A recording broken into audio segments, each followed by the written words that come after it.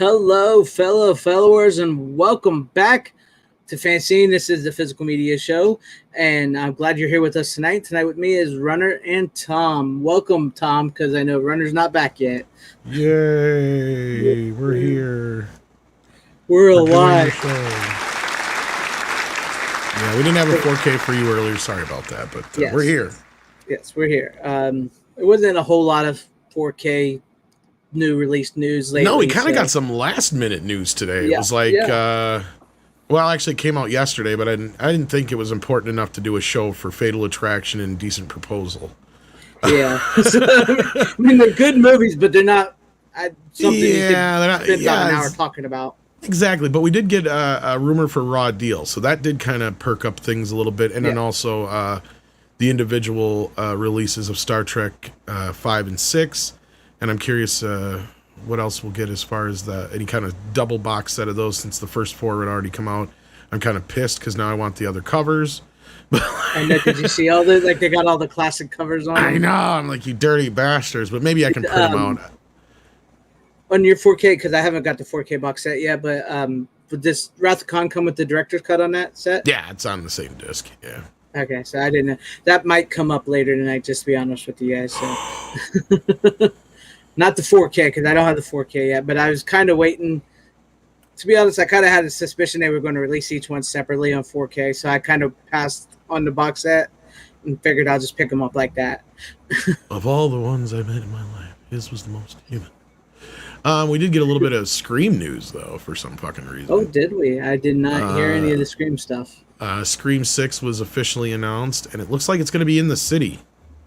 Doesn't that kind of defeat the purpose? I heard about that. Like it does. And it looks like a tall building. Are they trying to rip off the Raid? I actually seen a poster, and I don't know if it was an official one, but it was Jason Takes Manhattan, but it was with the Scream mask. So I'll be honest, the Scream like tied in like a lot like the Raid would be pretty cool. Maybe, I don't know, but every time they go to a city in all I can think of is Poltergeist 3. Yeah.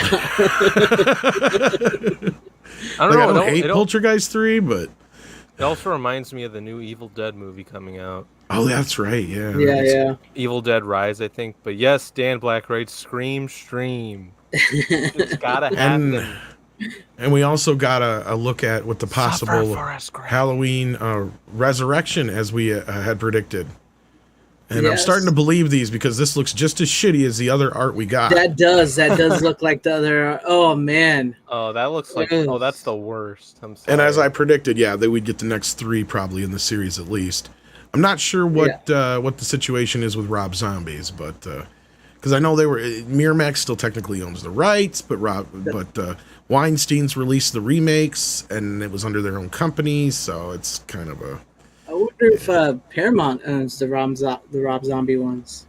Hey, they might now. That's what I'm. Well, see, the thing is they made those after they left the company, so they ended up retaining like Scream and Halloween, but then they reverted back to Miramax or something like that. I don't remember the exact. Didn't they become like the Weinstein Company eventually? Yes, they became the Weinstein Company, and it had the three little made a W out of the spotlights. Yeah.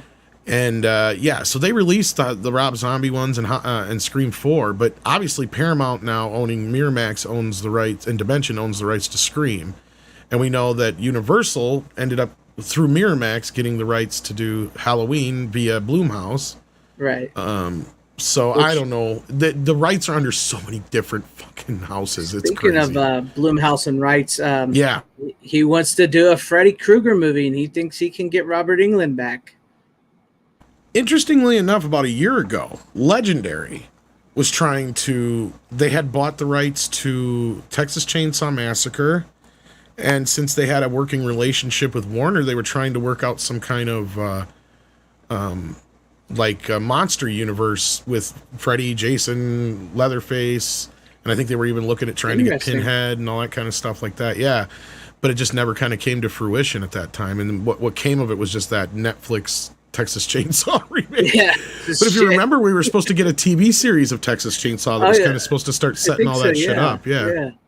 But I mean, so they would all be in the same universe, kind of thing. Yeah, that's crazy. But I mean, like with the fact that Wes Craven's family owns the domestic rights to. Yes, now that they did, and I said that was possible 2 years ago. Yeah, in my Friday the 13th video we did. But I'm a little weary. I mean, Jason Blum, he has a winning formula. There's no denying that. But his movies are not always the best. No, they're not. Well, we're looking at probably another Lego sequel. Hopefully, it's good. Yeah. And I've said this before. Like Blumhouse, I can only name like 2 movies of theirs I've enjoyed. You know, I'm going to go out on a limb, and I know not everybody's a fan of this, but I almost wish they would just go in and do another New Nightmare. I would go with that. That makes a little bit more sense, because then you can at least bring back Heather Langenkamp and some other stuff like that. Maybe even bring in Johnny Depp. Yes, that would be interesting. I mean, there you go. I mean, that movie would sell itself. And real quick. Yeah, and what's his face who played Rod? He's still alive and not looking too shabby. Yeah. That's true. It's the only one we'd be really missing is John Saxon. Yeah, I know. And Tina, what's her face? She's looking good still. Yeah. I just saw her in shit, what the hell's her name? Yeah, I know who you're talking about, but I can't think of her name either. She was just in a Full Moon movie.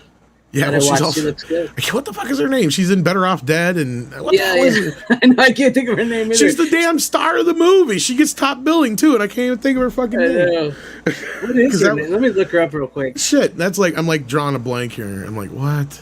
Dan Blackrade or somebody will get it in the chat. You watch. Brian Barth might get it. I'm trying to remember now too. It's like you'll get it. I'll get it. It'll come to me the second you come up with it. I'm looking for it. I know it's going to hit me. Come on, what's her name? But really, you're just going to give me the character bio and not the name of the actress? Amanda Weiss. Amanda Weiss, yeah. Weiss, whatever. Yeah. Yeah, because it would be, if you plan it right, 2024 would be the 20 years from New Nightmare. I'm going to be honest with you. I think they're planning something for the anniversary. I'm sure they'll just go back to the regular Freddy stuff, which I'm fine with too, don't get me wrong. As long as it's Robert Englund, and you don't even really have to have him in everything. Because I saw him in the Goldbergs. He's not looking the best. No. Honestly, I think the he was also in the recent Stranger Things season. Yeah, but they actually had him in the Freddy makeup and everything in the Goldbergs, and he's looking a little paunchy for his age. Yeah. They could just do like a prequel with him in human makeup, in human form, and then like by the end of it, he can become Freddy. And like you said, like we talked about, they could CGI his face on somebody or something. A lot of time, yeah. Just find somebody who has the same kind of body type and. Yeah. But I want to say hail to everybody in the chat real quick. Dan Blackroyd, Gap Stargate, Brian Barth, Random Brad Creator, Cosmic Squirrel. Hail to you guys and everybody watching. But it could be interesting if done right. I just don't want to see. I don't want to see because I don't want to see wokeness with Freddy, which is hard. It's you know what I mean. Here's the thing with Freddy is you can actually, that's one of the ones where you could actually play into it and Freddy would turn that against him. Exactly, because like he said his favorite kill is the kid with the Q-tips because it shows that he doesn't care who you are. He will kill you. Your safe space now. Exactly. Yeah, there you go. I popped your bubble. I still hashtag hack and slash. That's good. I still need to watch the other movies. What would even be better is if Freddy could like invade the internet. You know? I'm going viral. Yeah, I'd love to make that movie. Honestly. I mean, you could like how he does find a way to get off Elm Street. Yeah. Yeah. Oh, he could use a Pornhub against people. Yeah. like Joey at Nightmare on Elm Street 3 with the nurse. He could like do that on a computer. Exactly. I think it'd be there's some potential there. Definitely. Yeah. For those who are Dragon Ball Z fans, I'd be remiss if we didn't at least mention this because I'm not. But they're getting a really nice steelbook box set. It looks like I saw that for Dragon Ball Super. I guess it is. I don't know the fucking Dragon Ball. Yeah, shit. I don't know.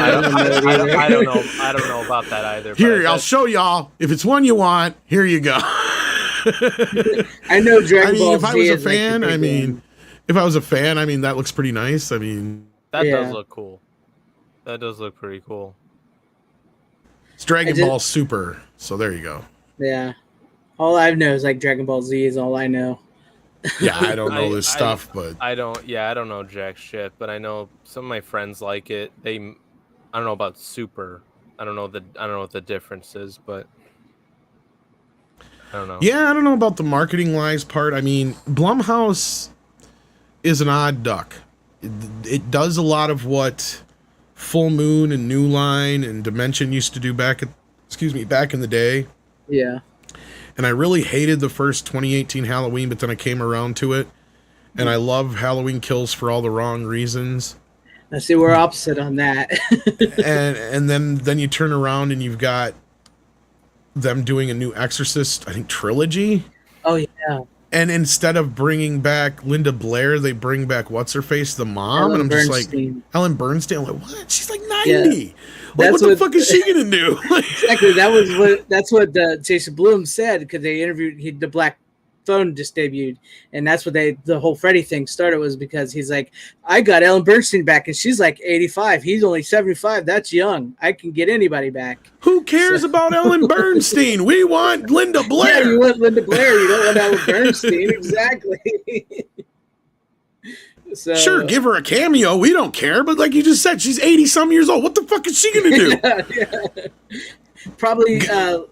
say I need a young priest and an old priest. That's about it. Exactly. Like they'll probably just bring her back like the shit Netflix Texas Chainsaw. Even though I've seen this before with my own daughter. Here she is. Oh, she's dead. Yeah, she's one of the first people who ends up getting killed or some shit. Yeah, I mean, and if you're gonna try and do like the whole Jamie Lee Curtis thing, get Linda Blair. Exactly. Like that's where I said that the sequel actually had potential of, they kind of set up this idea that she was kind of clairvoyant herself. Mm-hmm. And I'm like, they should have just set up this whole thing with later on down the road when she was an adult helping kids, with issues. But then she comes across a kid who she knows what's going on. Right. And now she actually has some powers herself to where she can help combat along with the priest while she's doing like she's done under hypnosis doing a battle with the minds. The priests are there doing a battle for the body. I mean, that'd be an interesting movie, I think. That would be. Yeah. It would rebuild kind of what happened in part 2 that really kind of threw things off the rails there. I mean, that's true. That's true. I like the idea of her having like residual powers from the whole thing or whatever you want to call it. I could totally buy into that more than I could buy into Ellen Bernstein coming back and doing whatever she's going to do. But Linda Blair actually does rescue dogs now. She doesn't act or anything. She saves dogs. But she also said they didn't even approach her because in an interview she was recently asked about it, which to me is like bullshit. But then again, she does have a bit of a reputation in Hollywood, so it's hard to say. They may not even want to deal with it. So that's true. And plus, like I watched that on Shudder, the Curse movies. They talked to her, and she like, according to her, she don't like talking about The Exorcist a whole lot. So. I don't know. She's kind of back and forth on it. She'll talk about it one day, then the next she don't seem to want to. So it all just depends on what day you catch her on. That's kind of wishy-washy in the interview they did with her on that. Because like you go back on the special features and she's all for talking about it. And then like you said, there was a time there where she got like uber religious and she really didn't want to talk about it. And then like you said, now she's more concentrated on her animal stuff and all that kind of thing. She does rescue dogs. She's not above using The Exorcist to get her name out there, though. That's the thing. So that's where I'm just like, and I mean, the way she responded to it was like, it sounded like she'd have been interested. They just didn't ask her. Yeah. So. I mean, they probably could have tried. It sounds like she would have been in that would have been the time to get her because, like we said, she goes back and forth. So that probably would have got her. Well, not only that, the upside is you don't have to be any makeup this time. You don't have to go through all the bullshit you did last time. I mean, you're playing the Jamie Lee Curtis role. I mean, and that's where they should have. But then again, I don't know if over the years her drug habits and other things had kind of caused her to be kind of put on a blacklist or what. So I don't know. Yeah, that's true. But that's we'll see. We'll see if this Freddy thing plans out. I don't know. I think Robert's got at least 2 left in him. I think he can do at least 2 more, especially if you film them like back to back. Exactly, and I'm telling you, if there's one that's really hasn't been seen, it is like a prequel of Freddy Krueger. Yeah, you could do like a prequel and a final film. I mean, I know we got the TV series, but the TV series leaves out a lot. I hate that freaking first episode of the TV series. It leaves out a lot of connections. Well, to it makes no sense. The movies and, yeah, exactly. And then like there's flashbacks, bits and pieces in other movies. They could really tie it all together. They could, like you said, they could do like two. They could legitimately do like a prequel that could set up something to happen in the finale of A Nightmare on Elm Street with Freddy Krueger. You know what I mean? Yeah, you call the first one the first nightmare, then you call it the final nightmare. Yeah, exactly. And you basically have, like you said, you set up, this was back in the early 80s or whatever, late 70s when they first, you have a detective. It kind of, you're revolving around a young John Saxon character working kind of like Dirty Harry type thing. Working alongside an older gruff detective in the working on the case, and you just show how the technicality got Krueger off and how he was able to escape, and the family's tracking him down, and because that's the beauty is there's that deleted scene that I don't know if a lot of people have seen from the first movie, and I wish they'd have left it in. Oh yeah, of all the deleted scenes, where she's showing Nancy the claws, and she's like, "You, Rod, you all weren't only children your whole lives." Right. So basically, it sets up the fact that they've all had kids killed by Freddy, and like that right there is like a whole movie in and of itself, exactly. Right? Like. And then that can set up this whole final battle in a final nightmare with, whether it be like a descendant of Nancy or something like that, or you could even bring back the Dream Child, right? Like that's something. Hell, what's his face? The kid who played him, I'm sure he'd come back even. If not, just get somebody like Paul Rudd. Yeah, that's all you really got to do. Truly. He's good at playing those. True. It works. Yeah, I mean, like you said, you could set up the whole first nightmare. This was the first nightmare, how he became Freddy Krueger. Maybe like the Dream Child or something. Paul Rudd is seeing it through his eyes, or some kind of psychic connection. He sees how Freddy came to be. I don't think it has to be Paul Rudd. I was just joking. But yeah, I get what you're saying, but I'm saying whoever plays like the Dream Child or whatever, maybe he has some kind of connection still to Freddy, and he maybe sees finally once for all how Freddy truly came to be, what happened, and he figured out a way to finally stop him in the final nightmare. Well, since Freddy kind of gave him powers, in the fifth film, now he's like a good dream demon of sorts, let's say. Yeah, like you can set that whole thing up like he has Freddy's powers. Yeah, and that's why Freddy's afraid of him and shit like that. And you can even have a cameo from Lisa Wilcox and all that kind of shit. And you could probably even bring in Heather Langenkamp too, because you can like bring her in as like a spirit of some type. Spirit maybe. Like comes out to help. She could actually talk to. Yeah, she could actually talk to what's his face. Like Freddy's mom. Like because his mom came. Nancy could be like that. But yeah. What did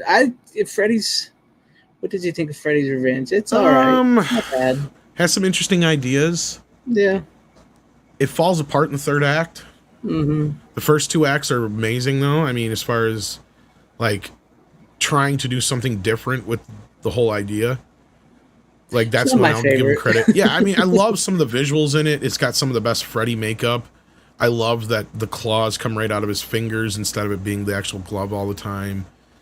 There's some really neat special effects in it and sequences, but yeah, it's definitely the lesser of the bunch. Yeah, it's not my favorite. And honestly, with this question right here, I could see them probably bringing him back, especially in today's day and age, if there were to. Oh, what's his face? The star of that. I can't think of his name, but yeah. He just recently had a documentary, and so I've actually talked to him here and there, but just in messages. But I was trying to get him on for an interview a while back, but can't think of his name offhand. But I know who you're talking about. Jesse, the guy who played Jesse, but I can't think of his name. Yeah, I can't think of his name either. But yeah, that's that. But Scream Queen, I think, was the name of his documentary. Yeah, Scream Queen. What's up, Tim Possible? On your left.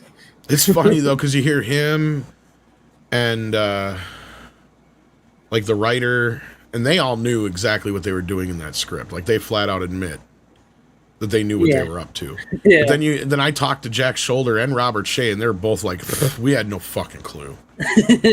Like and Jack's just like, I was just doing. It was basically like a work for hire. He didn't really like the first Nightmare on Elm Street. Yeah. He cut the trailer, I think, for it, but he didn't really care for the film. And but that's where he kind of brought a different kind of point of view to the film and made it a little bit different, I think, in some respects. But but Robert Shea, he's sitting here telling the story about going to the leather bar or the leather joint to get his outfit. And we're just sitting here thinking at that point, like, how did you not know? Yeah, how did you not figure that out? Like, at this point, you're sitting there with your kid shopping at a S&M joint. When did it not dawn on you that something was kind of twisted about this movie? It's definitely like the Rocky Horror of Nightmare on Elm Street. Never really like crossed their mind. I think Robert was just trying to act naive. Yeah. But definitely the writer knew what he was up to because he was gay. Yeah. And Jesse was picked primarily probably because of the effeminate nature of his, his demeanor, or however you want to put it. But I mean, at that time, I can't remember if he was openly gay at that point yet or not. I think he was. I think the movie forced him out of the closet. I can't remember now because he'd only done a couple movies before that. He'd come up from Broadway, and then after Nightmare on Elm Street 2, he kind of shied away from everything. Yeah. So. Yeah. But I suppose we better get to it, huh? Yeah, we better get to it. Okay, let's get to before we Runner do, sitting though, there has no idea. He's just there was a new movie that came out this week that I you guys. didn't get a chance to see yet. I did get to preview it, though. But I know you're waiting for it next week, too, so we'll just wait to talk about it next week. But here's a little teaser. Did Mill Creek finally get their act together? Ooh. We're going to find out. They may have found some heart and soul. We'll find out. Little RDJ. Yes, we'll find out next week. And that's a little tease for you guys. We'll talk a little bit about that, yeah. You know how we love Mill Creek. Get Mill Creek's attention, Tom. Hey. Yeah. The thing, glad I did it. Everyone enjoyed it. How are you all?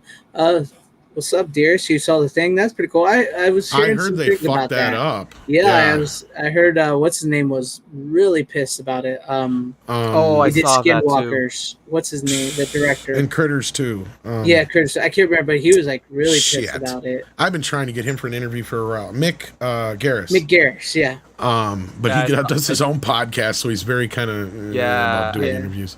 I think that was the guy who I saw the tweet, and he was like pissed off because it was like the ratio was like cut to a smaller. They cropped it off to 1:8:5. Yeah. That's why I didn't see. I was excited when they announced it, and like, yes, the thing I want to see in the theater. But then I heard about that, and I'm just like, and after that tweet, I started thinking, I'm just like, is that why the quality wasn't great when I watched Evil Dead?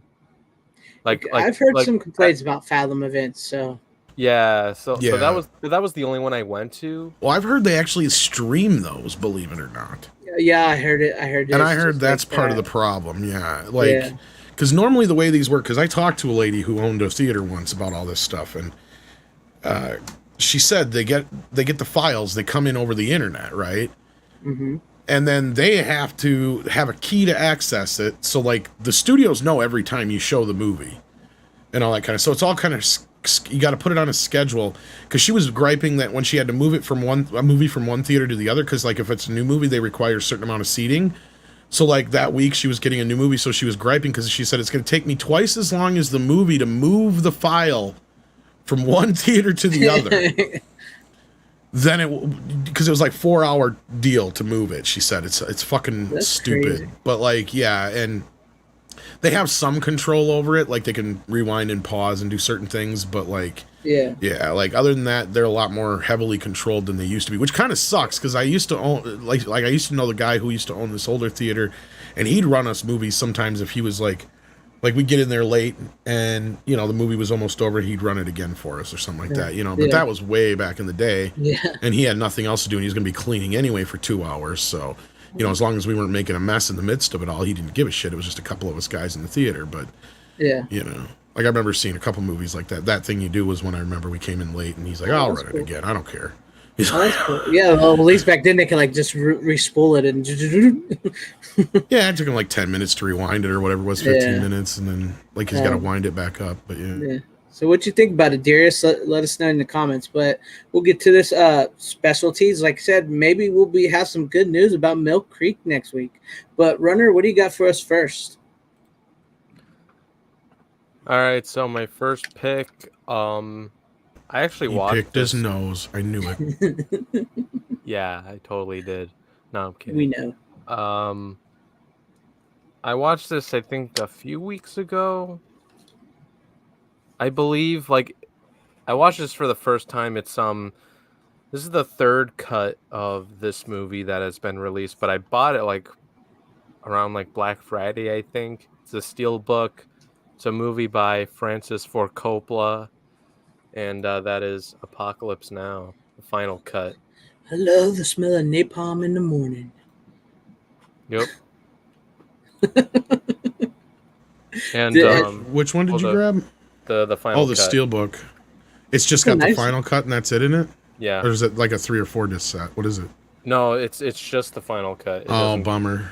It's a nice looking steelbook though. I really like the steelbook art. That's really why I got it. I mean, the one that comes with the 3 different movie cut. I think it's like going for like 20 something bucks, I believe, in Best Buy. So I might get that, but I was fine with just getting the final cut. That's cool. Did you like it? Yeah, I liked it. It's probably one I need to rewatch in order to like it a lot more. But see, Marlon Brando wasn't in it too much. Never get off the goddamn boat. that would probably be like my one like small gripe. I love it, but I prefer I prefer the super indulgent version he did before.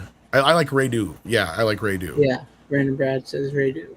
Yeah, because that's the longest version. Yeah.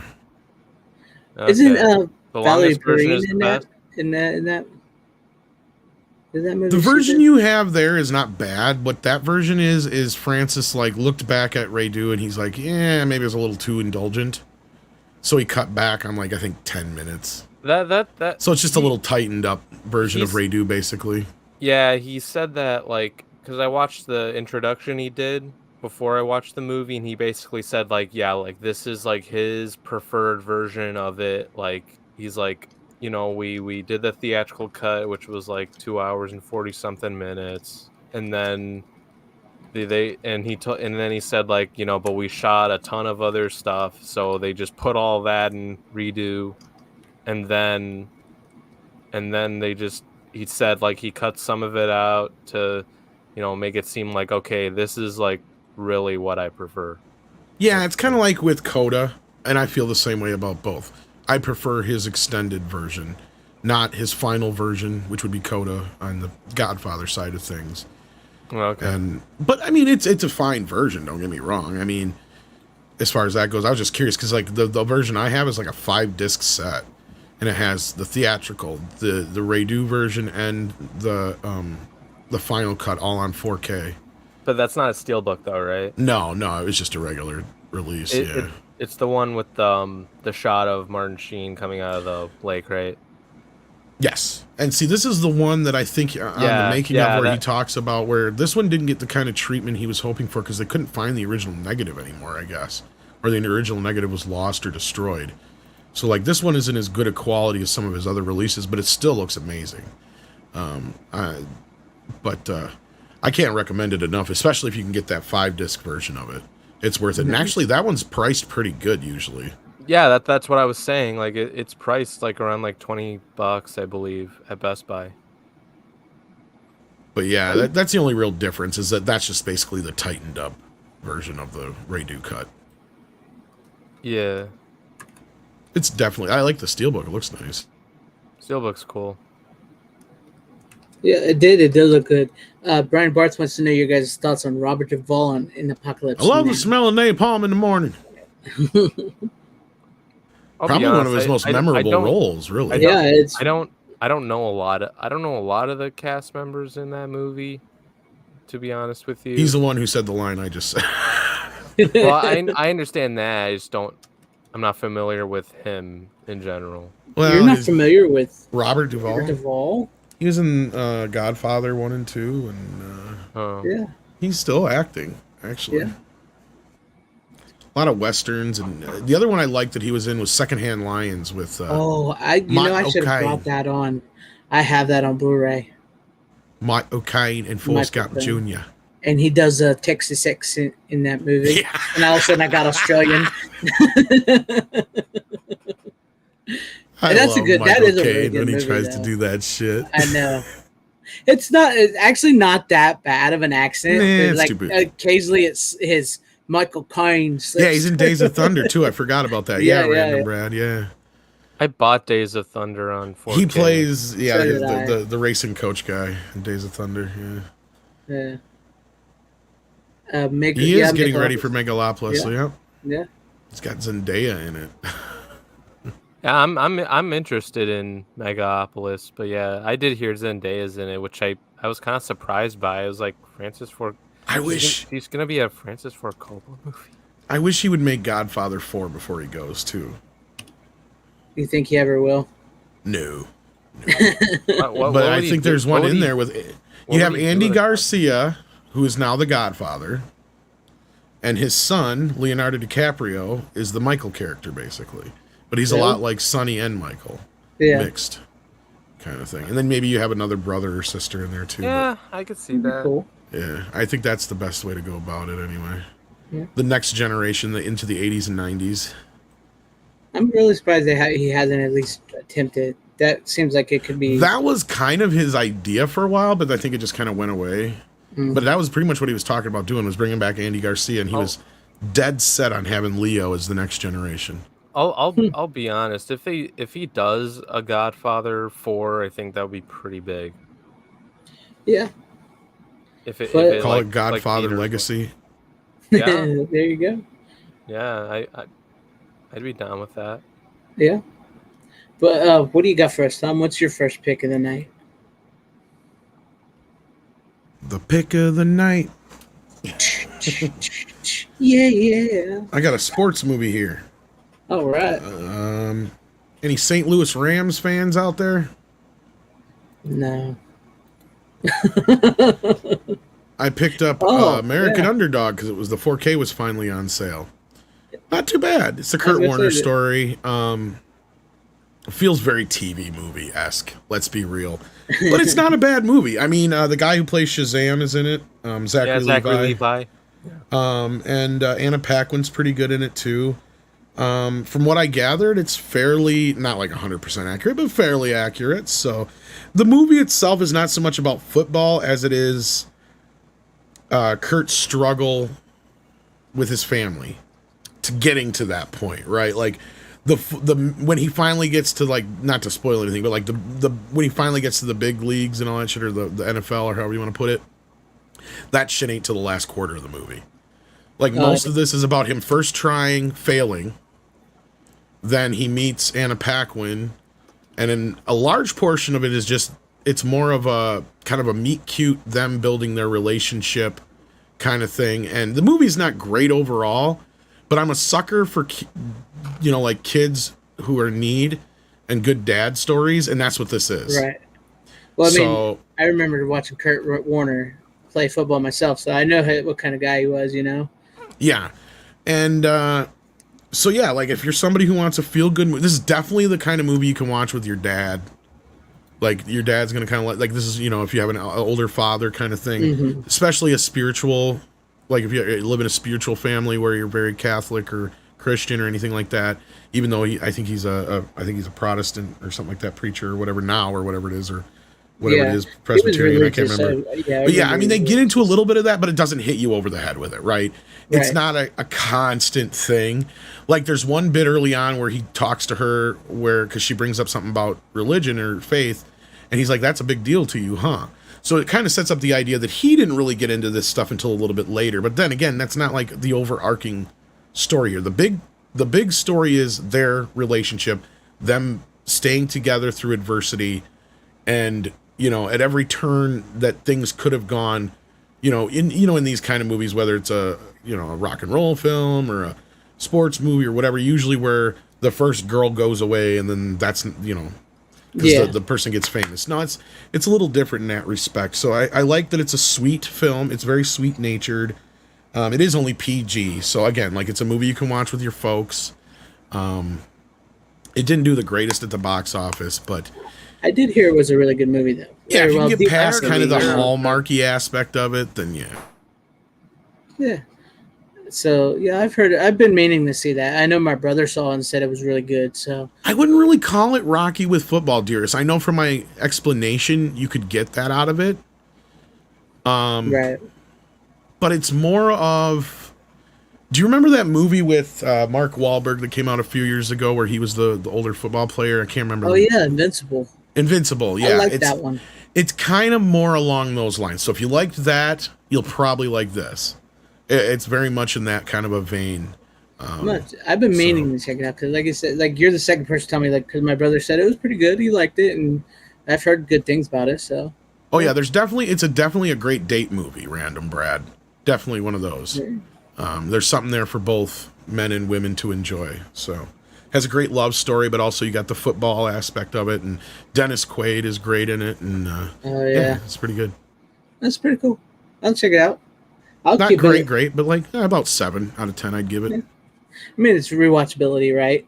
Down the line. It's one of those movies, like I said, like if my dad were to come over, I'd probably throw it in. Yeah. Like if I knew they were going to need something to watch for an hour or two, like or something I wanted to watch with my folks or something like that, definitely. Like, yeah, it's got that kind of quality to it. Now, would I pick it up and watch it again? Maybe not. I don't know. Just depends on my mood. I love sports movies once in a while, so. Yeah. But it's not a traditional sports movie in that respect. I'm not a huge like sports guy. Like I don't watch sports or any of that. I've tried at times, but I just get bored. But I do like sport movies just because the stories are good. It has less to do with the sports and more to do with his family. I like Zachary Levi.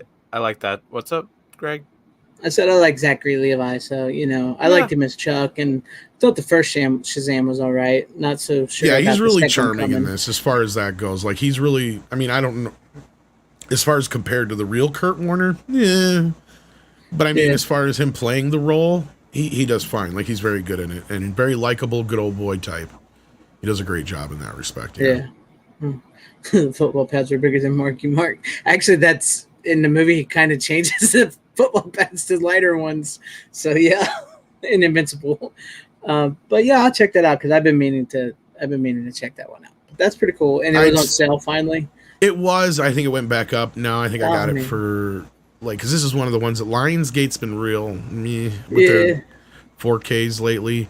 One I finally got in the mail today that I didn't get a chance to watch yet. The Unbearable, the Nicolas Cage one. Oh yeah, the Unbearable. Like they're pushing that one pretty well, but like I was kind of pissy. I was like, because my buddy's like a huge Nicolas Cage fan, and I'm sure he felt the same way. Because I saw at Walmart they had one with a T-shirt with Nicolas Cage's face on it. And I'm like, but it's only the Blu-ray. Who'd buy that? I was like, almost like if it was the 4K, I would almost bought that and sent back my steelbook. Yeah. I want a Nicolas Cage shirt with the 4K. I gotta see it because I've dug his Mandy and that other movie you did. Everybody who's seen it so far says it's Willy's great. Wonderland. Yeah, Willy's Wonderland. So. Oh yeah, that one. No, but we're talking about the what is it called? The Unbearable Weight of Massive Talent. Yeah. So I heard that. I might get that. Walmart has quite a few of them, so I'm surprised they're really pushing it on video. It had its own end cap with a bunch of other Nicolas Cage movies on DVD really? For sale. Yeah.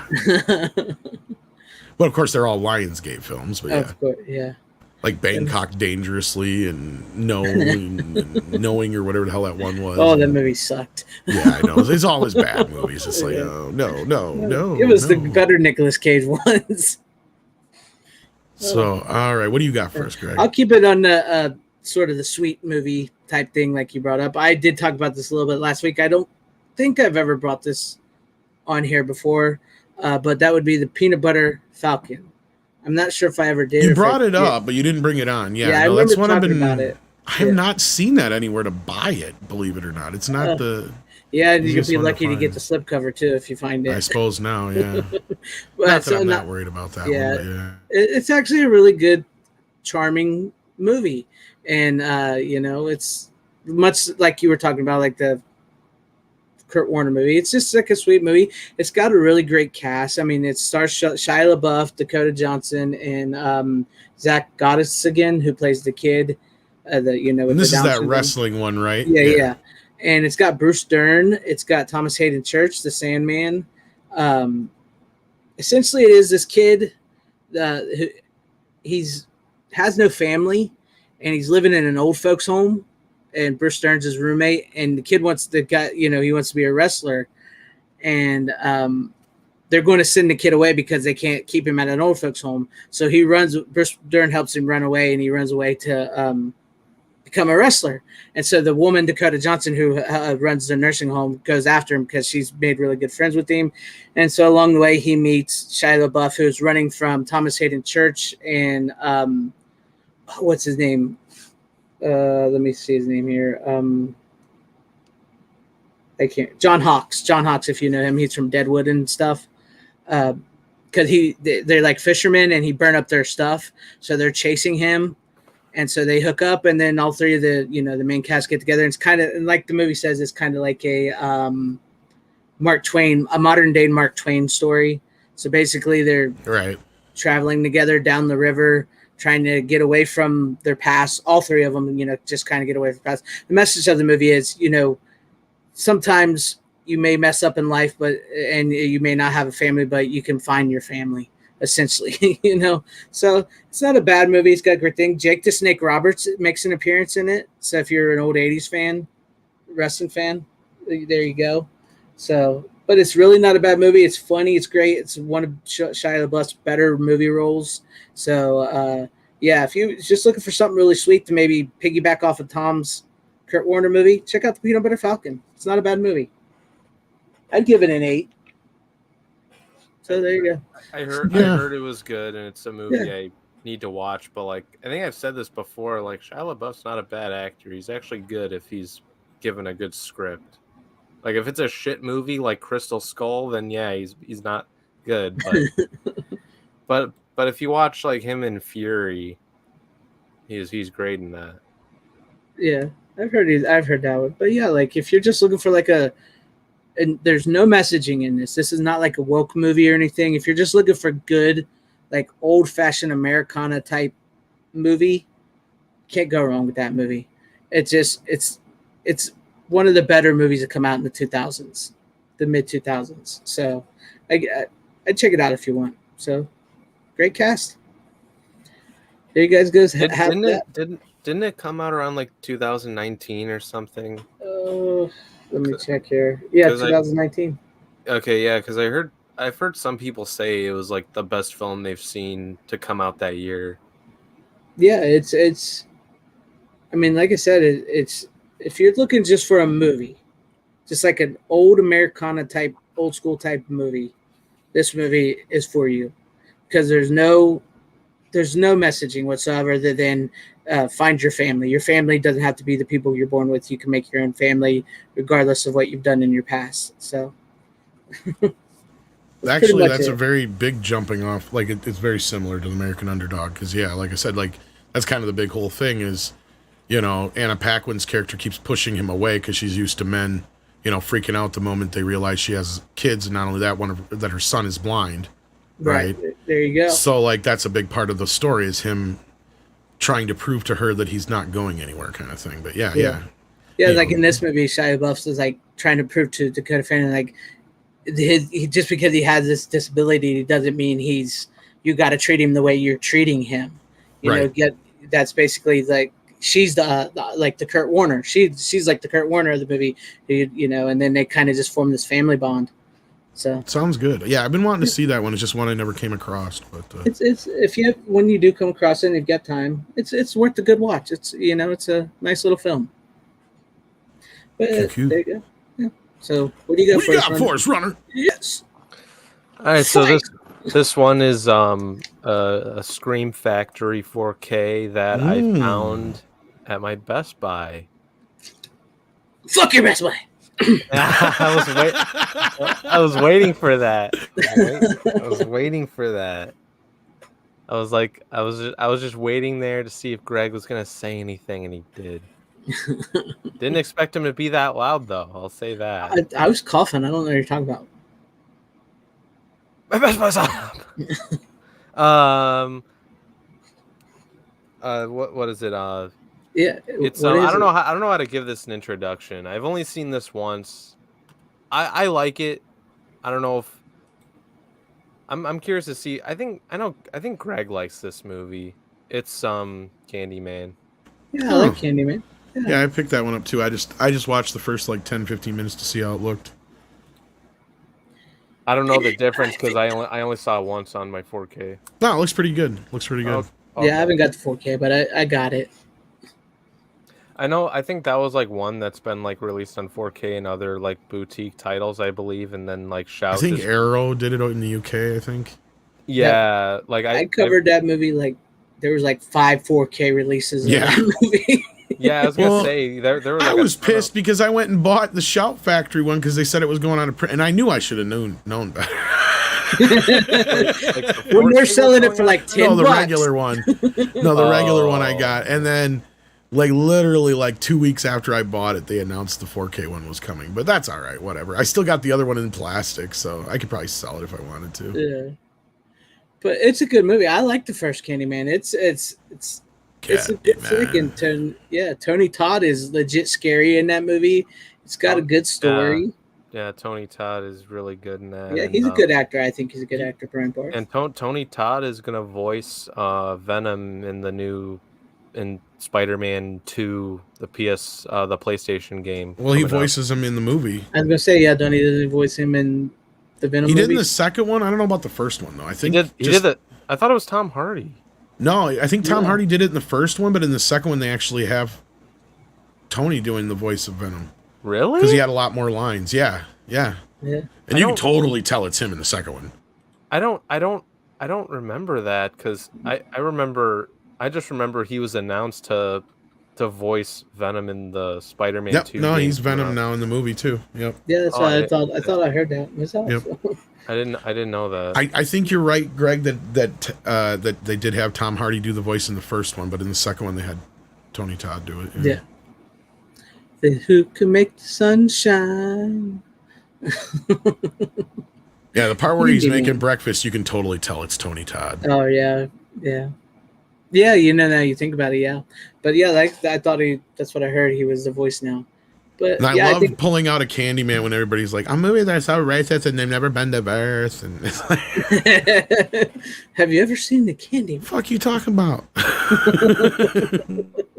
I like it. I thought it was a good one. Candyman's daughter. Are the sequels any good? I'm just curious. There's fun bad movies. The second one is okay. The third one, I'm trying to remember if I've ever seen it. I have it on Blu-ray, but I don't know if I've ever watched it. That's the Day of the Dead one, right? And that's the one I've heard is really bad because that was like a straight-to-video one, from what I remember. No, because it's not the best. I've seen the third one on Blu-ray in my Best Buy, and I thought about picking it up, but I don't know. It actually takes place in the future. It was released in like 98, I think. And it takes place in either, I can't remember if it takes place in 2021 or 2022, the movie. Oh shit, I better watch it. I can't remember because it's if you see not no real spoiler shares, but if you've seen the second Candyman, the chick in that is his what was she? She's like his great granddaughter or whatever. I think so. And so she has a daughter, so like that daughter from the part 2 is the chick is supposed to be the chick in the third movie. So it takes place in New Orleans in like 2021 or 2022 or something like that. Trying to remember, does Virginia Madsen show up in any of the sequels or not? I can't remember. No, she does not. I don't think she did, yeah. No, she doesn't come back. Because it's been so long since I've seen part 2, and I remember that one being just kind of meh. And then the third one, I'm trying to remember if I even bothered watching the third one, to be honest with you. It's not the greatest. I'm trying to remember if maybe Cinemax had that as like one of their premiere movies. Maybe I did back then, but actually, I think it might have been because they had a deal with, because I believe that was at the time Trimark. Yeah, because it was an artisan release. Yeah, because because for a couple of years there, Cinemax on Friday nights would do like brand new movies. And they would premiere a lot of the straight-to-video Trimark features. Like, I remember seeing, like, Leprechaun 3 and 4, and I believe Candyman 3 was one of them, and a couple of the other. There was another one they did. Can't remember the name of the movie, but they had 2 different versions of it. And it was kind of like an updated version of I Dream of Jeannie. Wishmaster? No. Something completely different, although they did those, too. I love the Wishmaster movie. The first one. No, it was actually a comedy, and it had Mike Dolenz of the Monkey's daughter in it. I can't think of her name now. Oh, Amy Dolenz. Amy Dolenz is her name. Yes, she's in it, and she plays like a genie. And like I said, it's very much like a modern. It sounds familiar. And I can't remember the fucking name of it. And they did an R-rated version and a PG version of it. That sounds very familiar. It was one of their other big premiere ones they did. And I remember being one of the better ones of those movies at the time. And of course, the R-rated version is kind of stupid because all it is just with a bunch of scenes with boobs shoved in the movie. But like, there's nothing wrong with that. I was going to say. I'm sure it's under Amy's IMDb. I'll have to say, I don't think that's ever been re-released since then, though. But it was a really cute movie. That sounds familiar. But the R-rated version was just kind of cute but raunchy. Like, it was just like weird. It was kind of weirdly off the mark. But that's my favorite type of I'm trying to remember who played the guy in it, though, too. It was like your dime store Andrew McCarthy type. I'm trying to remember. And, like, yeah, so because she was obviously the big star of it. Because this was, like, right after she had done... God, what the fuck was she in? Charles in Charge? She was on that, and she was in another movie, and I can't remember what it was.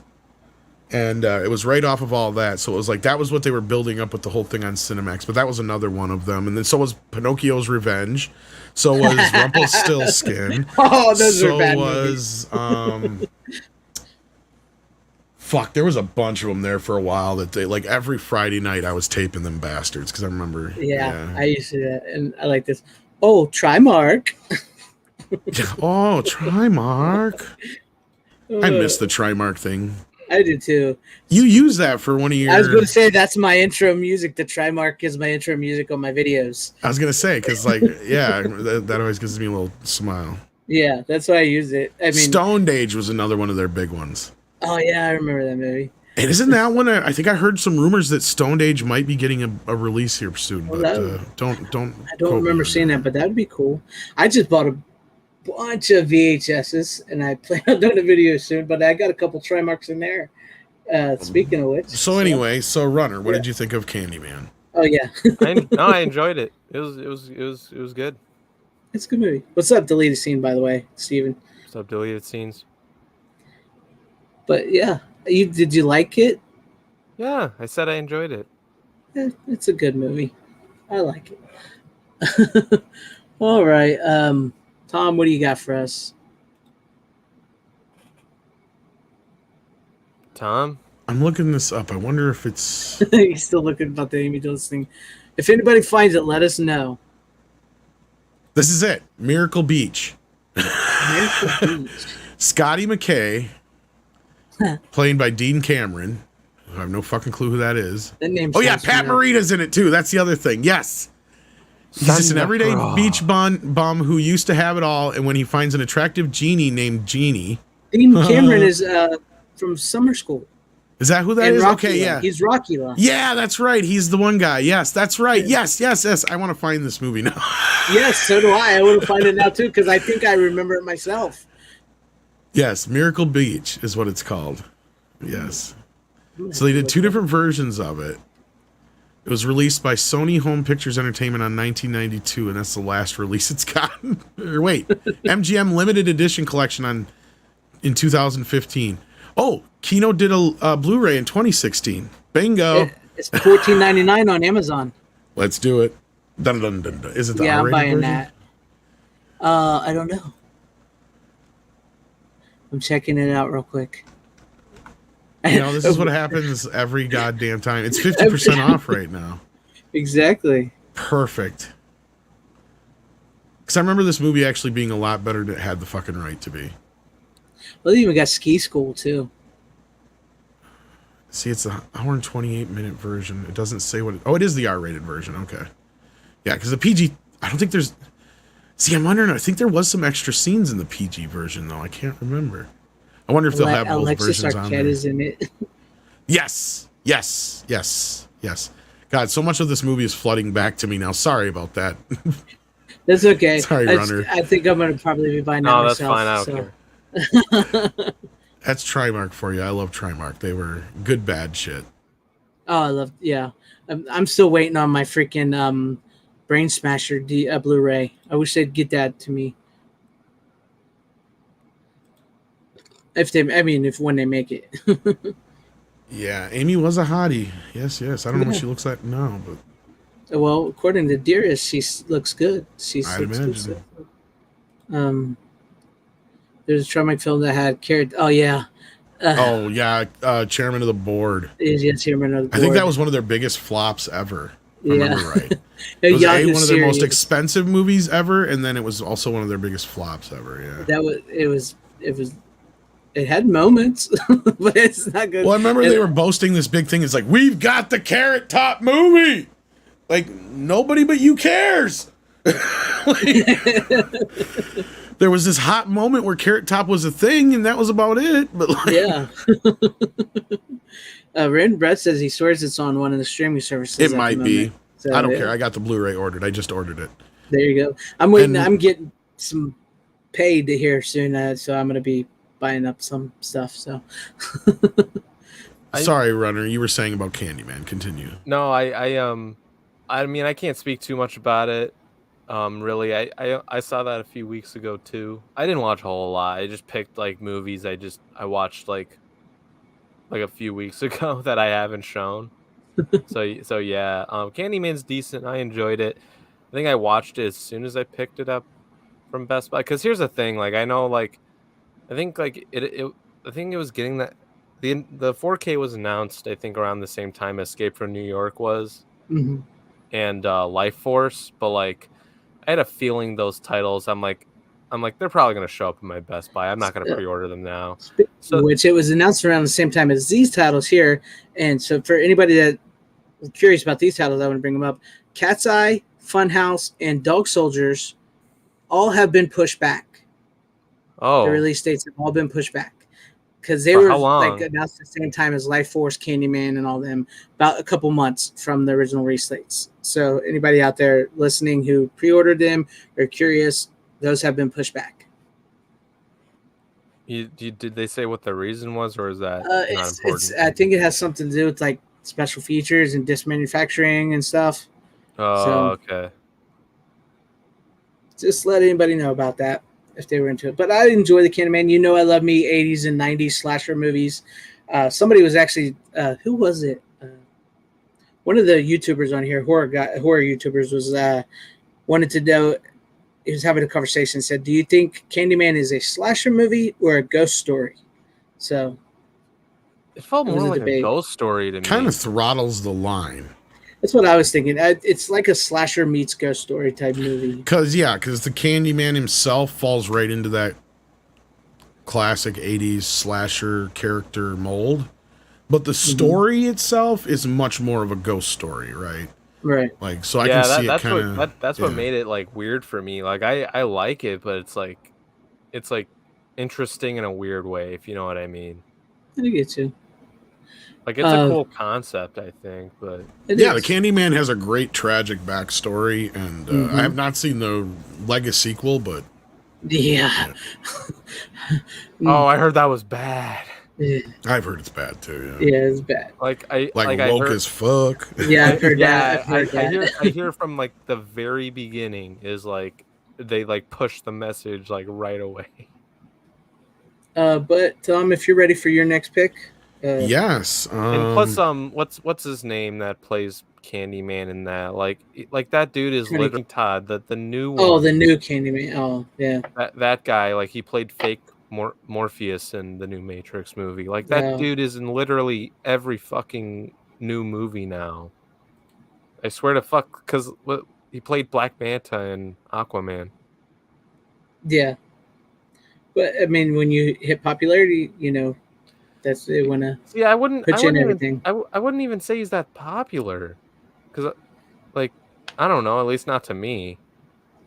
I gotta tell you though, as always, Greg cost me money. Yep, me too.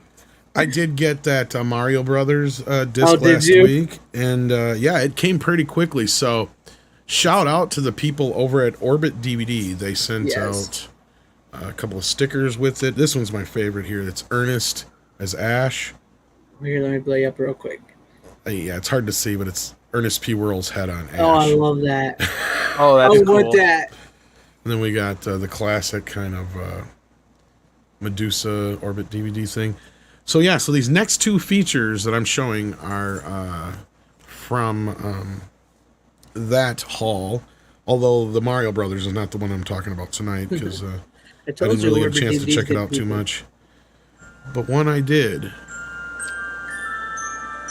Where's that music coming from? Suspiria. I love Italian music. Dude, now you gotta get real close to your eyes because they do the eye thing in Italian horror. Well, I did the music because that's the scariest thing in this movie. You know what's the scariest thing right now? Seeing you without your glasses. Yeah, I'm wearing contacts. I know. Well, it's because people never get to see my eyes on stream, and it's always like this blurred out eyeballs. So I figured. No, I know. It's just weird. You've got the bluest eyes. You're doing all this shit with your eyes wide open. It's just like you're creeping me the fuck out. It's I can see why people like it. I was gonna say I've never seen Suspiria, so fill me in on this. But if this was my first real kind of jump into Dario Argento or whatever his name is. Yeah. Argento. And I wish Mike would have made it tonight because he could at least made an argument for his other films of this era because Mike knows that stuff. Yeah, that's kind of the thing is like his movies in this little pocket are like his major films, right? And this is good. I love Jessica Harper. That's one of the reasons I picked it up because she's not in a lot of films, but she's I think a very interesting actress. But there's not a lot that really happens in this movie. It's kind of just there. And if it wasn't for that music, the movie would be just kind of unwatchable. Right. Because it's very tedious. And I mean, the story's pretty basic. The Jessica Harper character is on her way to Germany, and she shows up at this dance school, and they send her away. And as she's leaving, there's a girl who leaves the school all frantic like and running down through the woods. And she ends up getting murdered. And so it kind of is this murder mystery kind of thing. And I don't want to give too much because like there really isn't much to the story. Like most of the shit happens in the last quarter of the film. But it's just kind of this lead up of this mystery. And it's not horribly done. It's really... it's the pacing of it. Like if it wasn't for the music and the visual style, it would be unwatchable. But because of the visual style, because of the music, because of the way the tension is built, it's very avant-garde in a sense that I don't know if Runner would like it, but I know you probably would, Greg. I figured I would probably like it. I've heard a lot of things about it. Like I've heard the remake is actually better. That's what I've heard too. And I'm tempted to watch it because I saw the trailer, but if you do not watch the trailer for the remake. The trailer for the remake gives away the entire twist. Yeah, I would watch the original because the remake actually comes at it from a completely different angle from my understanding. It kind of gives everything away at first right away, and it really kind of plays. It actually kind of does some things that you normally would hope remakes would do, it sounds like. So I'm actually going to check out the remake hopefully this week. But I didn't hate this. I don't know if I liked it enough though to get into any of his other films though. That's the only thing. So yeah, I mean I watched Demons, and you've got Demons. He produced that. That's like my only Italian horror I've seen, and I've heard I've got his new Dracula too, but I haven't seen it yet, so I don't know. I've heard it's really bad. Oh, yeah, that's with what's his name is in it, Rutger Hauer, isn't he? I think so, yeah. I thought it was an older film, and then when I bought it, and then I looked at the date, it came out in like 2019 or whatever it was. Like, and he actually just returned to film. He just did a brand new movie. Something about eyes, as usual. It just came out. So, yeah, I've heard everybody talks about Italian horror, and they always say, "Oh, you got to see Italian horror. It's like true horror." I don't know, man. I've seen a few here and there, but never really. It does have one of the coolest openings ever, and you can see where a lot of directors were influenced by Dario, especially with this film. The way it's shot, the way lights are used, the way the opening death sequence is spectacular. I heard right, like the way they use colors and exactly. Like, I mean, you can see the influence in that opening, especially in that opening scene, in so many other films that would come in the next. So, again, it's one of those movies. I kind of put it up against like Gone with the Wind. Is like, yeah, I've seen it, I got it, but I don't know if I'll ever watch it again because, like, I didn't care. Like, I actually like this better than Gone with the Wind, and this one I might actually watch again. I mean, how long is it? It's only 98 minutes, and it doesn't feel like it's overly long or anything, but it's an experience. I'm surprised you didn't watch it in any of your film classes, Runner, to be honest with you. He's BRB. Oh, you did? Yeah, okay.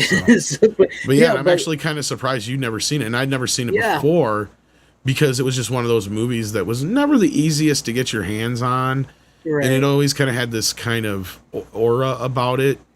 And I'd seen enough clips and stuff, and I've had the soundtrack for years, so, like, whatever. I mean, the soundtrack kind of preceded the film in that respect.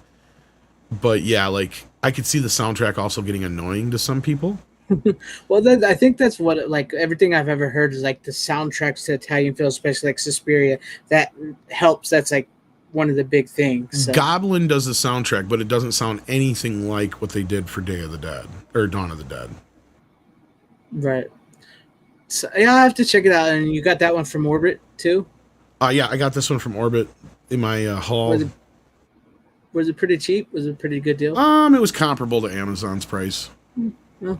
I think I paid like $2 more, but I guarantee what I loved about Orbit is they actually tell you if you can get the slipcase or not, and they have various versions on there to where you know which version you're getting. Yep. So to me, it was worth paying the extra couple bucks to make sure I had a slipcase. There you go. See, I told you that was a good place, Tom. I told you. If I can't find it on those other sites or Diabolic, I go to Orbit. Yeah, I think I found a new place to go when I can't find some things, definitely. Yes. Or I want some imports and don't want to pay a shit ton. Yeah. So I definitely need to check that out. I've been really, really meaning to. It might actually be streaming on Shudder. I might check it out. But yeah, I've been meaning to, because like I've heard so many people say, you got to check out this Italian horror, or Dario Argenti, the godfather of Italian horror. You got to do it. It's so great. So I'm like, okay, I really, really do need to get some of that in my collection and check it out to see if it's well worth it. And I think Suspiria is like one of the... It's one of those movies where the movie itself, the story, isn't so much important as the unique characters that the movie makes up. Right? Like there's... Right. Every character has something about them that stands out, and they're very, like, you just keep watching it, because even though that, like I said, there's not always a ton happening every moment, but it's just this slow build up, and the tension is built up in the direction, and it is very well done. I mean, I might turn around and watch it sooner than later again, like after I watch the remake or something like that, but yeah, it made me want to check out the remake, that's for sure, because I'd heard so much about it, and then I watched the trailer again for the remake, and I'm like, oh shit, they completely go after this at a different angle completely. But it's interesting. And the cast in the remake is interesting too. And I've heard that it does flip things in the remake, and like the music in the remake is more subdued, right? As opposed to this version, it's the entire kind of, there's hardly a moment where the soundtrack isn't going. And then in the in this version, the original, there's only like one dance sequence. Being that it's at a dance school, there's only one sequence that has anything to do with it. I guess in the remake, it's all revolving around the dancing. So that's another, and I don't want to get into because it'll get into spoilers, but you'll see, like, because when I heard them, like, oh, okay. So like, so now I'm like interested in seeing the twist and how they did it. And I've heard a lot of good things about the remake. So yeah. So I definitely got to check out both of them myself. It's been on my list. I'm not even sure if the remake's on disc because it was an Amazon original. To be honest with you, I'd have to look. Oh, well, if you got Amazon Prime, you could probably stream it, I'll be able to watch it on Amazon. But I mean, I don't know if they ever brought it out on disc. To be honest with you, neither do I. But I've actually had Suspiria in my cart before and taken it out, put it in, taken it out. Like, you've had that game done. You've done that game before. I'm trying to think of a way to either sell you or detour you one way or the other, and I'm not quite sure. You'd have to maybe ask me some specifics about it. I mean, as far as like the gore effects or whatever, what there is in here are very well done. The blood is very theatrical, though. So, like bright but that's red. the whole thing is, Dario plays that bright red against very white backgrounds and stuff like that. Like, so that kind of part is very, very surreal at the same time. Like, it feels like you're almost in a dream through the whole movie. I mean, it makes sense. I mean, there's dialogue and the whole story is making sense. And like I said, it's this buildup of this mystery. And it kind of like leads you down this path of seeing where, okay, now I kind of see what happened in the beginning. I know why that girl acted the way she did. I see this girl's going down the same path. Does that mean, the Jessica Harper character is going to go down the same path too? Right. So there's like this whole kind of, like... It sounds like a really good movie. Are we still talking about your movie, Tom? Unfortunately, yes. Okay. But now it's Greg's turn. No, but yeah, you've sold me on it, Tom. It's a lot of people have sold me on it, and so I definitely got to get to it. But keeping in, since we're all sort of doing like horror now, I just got this for my birthday. It's one of my leftovers from my birthday. Sadly, I didn't get to watch the second feature, The Vault of Horror, but I did watch Tales from the Crypt. I dig it. I dig this. This is the original Tales from the Crypt. Tales from the Crypt. And I haven't yet to watch Vault of Horror. I was wanting to before I brought it on here, but I needed something. This is 2 disc. I don't know if that's one I have or not, to be honest with you. This disc here, right here, contains Tales from the Crypt and the uncut version of Vault of Horror, and then on this one is just the theatrical version of Vault of Horror. So I got it. It's good. It's very 70s, very British. Is that a Scream Factory? Yes. Yeah, I think I've seen it when I was younger. It's a lot like your Creep shows and your... Yes, Creep shows. Yeah. It's prototypical Tales from the Crypt. It's not with the Crypt Keeper or anything like that. No, it doesn't have that. It's based off the EC comics, though. They actually do... I'm pretty sure this is... the Tales from the Crypt TV show, the Christmas episode, is a remake of one of the ones in this. Maybe. Because... they pulled those from old EC comics and shit, yeah. Yeah. The first story in this is stars... what's her name? She's from... she was on that... Was it Dallas or Dynasty? She was on Dynasty, I think. What the hell is her name? I'm trying to find it, and I'm looking right at it. Morgan Fairchild? Joan Collins. Oh, Joan Collins. Yeah, that's what I was trying to think of her name. Yeah, Joan Collins. Joan Collins. Yeah, her story is she kills her husband on Christmas Day, and a mad Santa Claus has escaped, and he's trying to get into the house, and so she's trying to keep him out while covering up the murder of her husband. I think that sounds like that episode you're talking about. Yeah, and then her daughter ends up letting... Spoiler alert, her daughter ends up letting in the crazy escaped Santa Claus. Yeah. So, but yeah, it's pretty neat, and I liked the story. It was basically it's these 5 people, because I watched Tales of the Crypt. I didn't watch Vault of Horror, which is the sequel. So, basically it's these 5 people wander into this tomb, and a Crypt Keeper-esque guy. It's just a guy in a robe, a human-looking guy, and he goes through each person of why they're there. So that's basically the thing. But yeah, I enjoyed it. It's got a Monkey's Paw story. It's got a revenge story. It's got the Santa Claus story. And it's got a really neat one I liked where the husband ran away from... He left his wife and his kids to go off with a younger woman. And then they get in a car wreck. And I like the way it plays out. Like, he gets up, like, it's actually the car wreck, the night of the car wreck. And he gets out and he starts walking around, and it never really shows his face, and everybody's screaming when they see him. They're running away. And then it turns out like he's like a ghost, the spoiler alert again. It's been years since the accident, and he's reliving the same night over and over. So that was a pretty good one. I don't think I have that one. That's one I should pick up. It'll probably end up going out of print soon, probably. Yeah, this was actually pretty cheap. Well, I got it free, but it was actually pretty cheap. So, how'd you get it for free? It was my birthday. Oh, sweet. Yeah. So. Somebody sent it to you for... my mom and dad. Oh, cool. I usually give people a couple... That reminds me, I need your address so I can send you those Vinegar Syndrome ones. I'll email them to you. Yeah, I got a shit ton to watch. I just didn't get a chance to watch much this week. Me too. I've got a lot to watch, and I just got a couple new ones today that I didn't get to watch. Needless to say, I sent a picture to the guys, and I'm like, I might have an addiction. Yes. Let me see if I can bring this picture. And I'm up so pissed at people- that because I still have not got my Vinegar Syndrome ordered. Here, I'll bring it up on screen here. And I only ordered freaking 2, and I could have ordered like 20.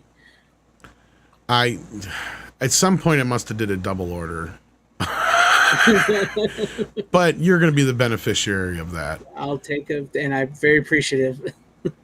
So yeah, as I accidentally ordered 2 copies of Miami Connection and Cloak and Dagger.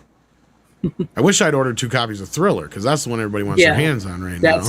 Did you hear how much money that made? I know. I'm like, fuck, I wish I'd ended up accidentally buying one of those instead. Exactly. You could have resold. Well, what I think I did is I bought the package for the month, and I didn't realize Miami Connection and Cloak and Dagger were in that, I think is what happened.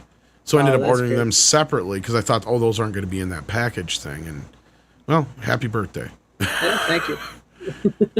Yeah, because this is the 4K of Cloak and Dagger. Miami Connection, I think, is a 4K as well. I'm not mistaken. I think so.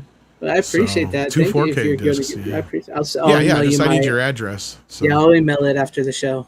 So I bought a stack of them from there, and I'm just like, damn. And I ended up finally getting a slipcover for Hobgoblins because I had the disc, but I didn't get a slipcover. Oh yeah, that was one of the new things. That was kind of cool. I was going to buy it again, and I was going to ask my buddy if he wanted Hobgoblins, but then I saw you could just buy the slipcover for like $7, and I'm like, it's a little pricey, but they're really Vinegar Syndrome slipcovers are really good quality. So yeah, they're extra sturdy, and they do a good job of putting some nice art on them. And that's the thing with one of my.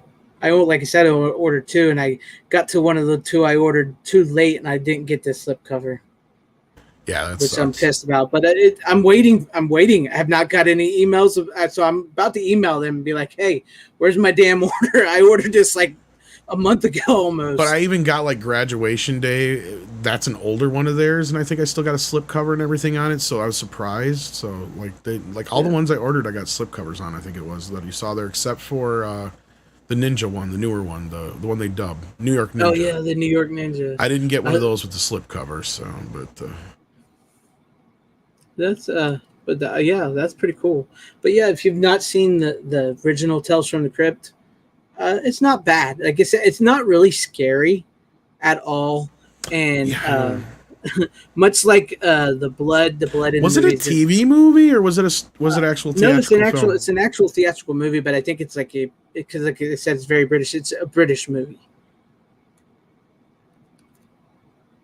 And if I remember correctly, Mudwood, because this is the stars of the movie: Joan Collins, Peter Cushing, Patrick McGee, Sir Ralph Richardson, and directed by Freddie Francis, who did The Creeping Flesh.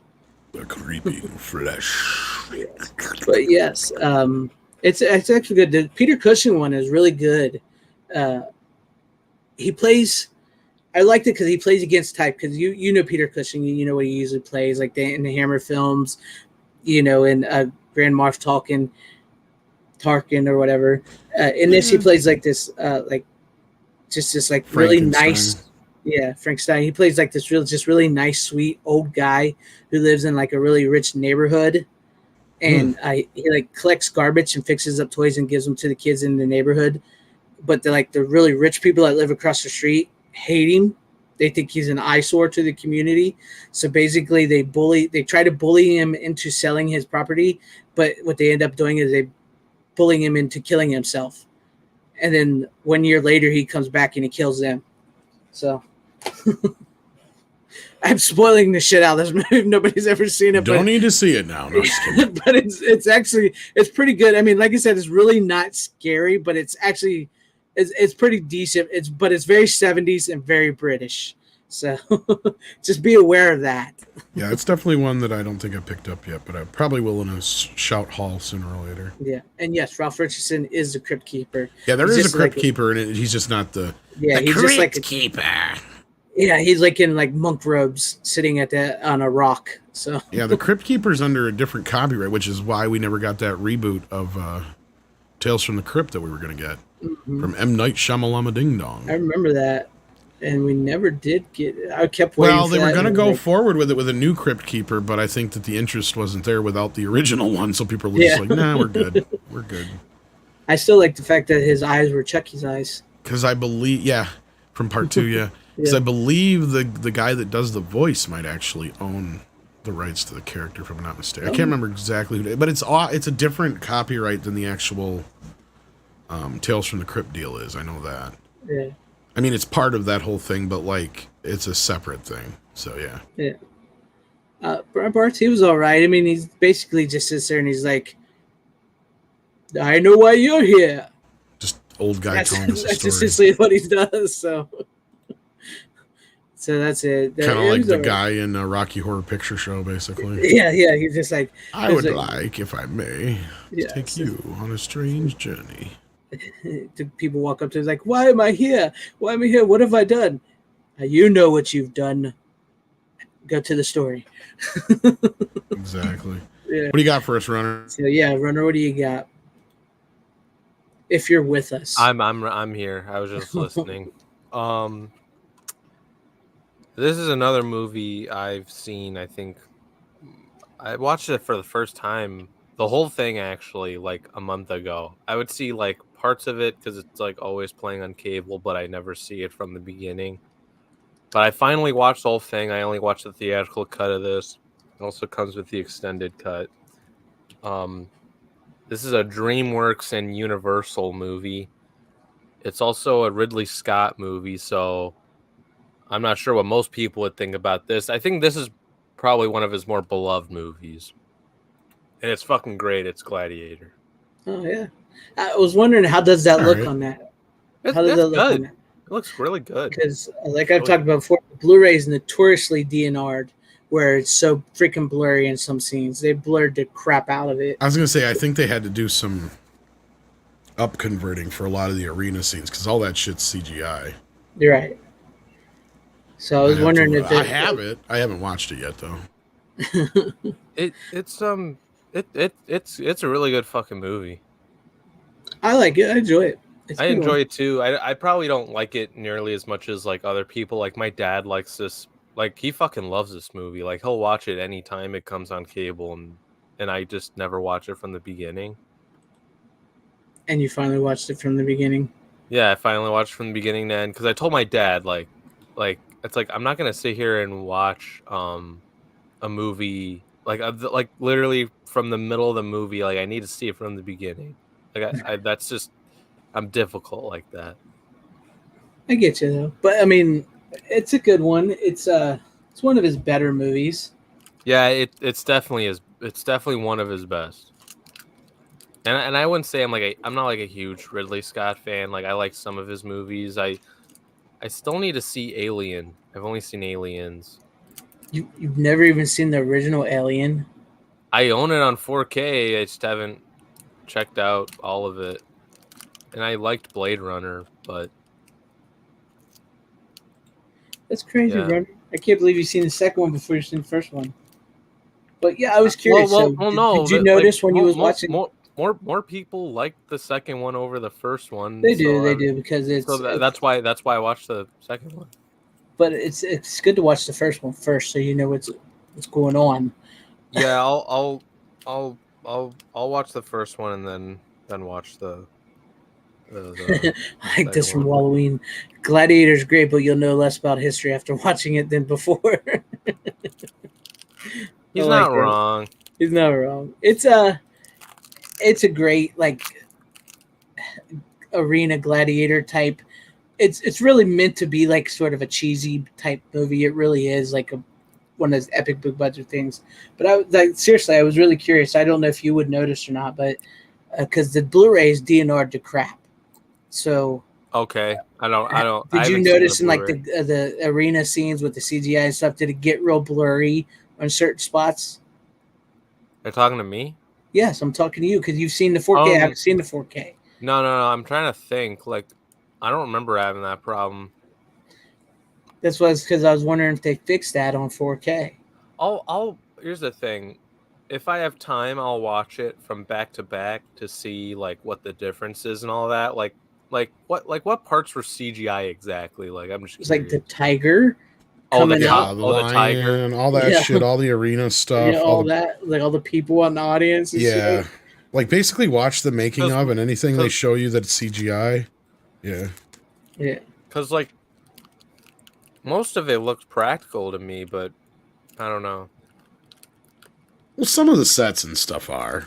But, like, the yeah. big arena and all that stuff is, like, CGI. And kind of like how they did the CGI for Forrest Gump to fill out the stadium and stuff like that. Yeah. I haven't seen Black Rain in forever. That's a good one. Wasn't that one we were getting rumor was coming to, if not, at least Blu-ray, I think. I was hearing something about that. I think maybe there's a 4K of that coming. Is Ridley Scott considered a great director, or does he need a good structure behind the movie? I guess that depends on who you ask. I mean, I guess he'd be in the pantheon of the greats, but Yeah. I'm one of those who thinks he's a bit overrated. And I think it's hilarious that he needs 10 cuts to ever get his movie the way he wants it. The only exception being Alien, which he probably had the least amount to do creatively. I mean, Yeah. he does like a good movie every few years, you know. He tried to go back to Alien, he just couldn't get it right. Wrong kid, Dad. Oh, I'm sorry. Who said that? Jesus, that's horrible. That? Who the hell said that? Oh, yeah. Oliver Reed's final scenes are CGI because he passed away. Yeah, that's true. I remember that. He should have had an actual tiger on set, Russell Crowe. Oh, I think actually Wallman's right that Walloweem, sorry, is right. The tiger I think was real, but it was like composited from green screen and shit like that. And it wasn't. It was in the early days of some of that stuff, so it's like what 3 years after Jurassic Park. Yeah, been too long. And they're getting a little overly ambitious for what they could actually do for the times, but I'll have to check it out myself. I haven't seen it since it came out on DVD. I don't think I've ever seen the extended cut, to be honest with you. I don't think I have. Well, I might. I have the Blu-ray, but I don't know if the Blu-ray has the extended cut. But like Brandon Brad said, and like I said, the Blu-ray is shit. It is shit. I've heard that. It's really bad. It was so bad. Remember when I heard it when it came out that I never bought it. Yeah. I mean, I'm not a huge fan of the film anyway. I like it. But, like, I was one of those people like, that is a very overhyped film. Like, I've seen it before. It's called Spartacus. I am Spartacus. No, I am Spartacus.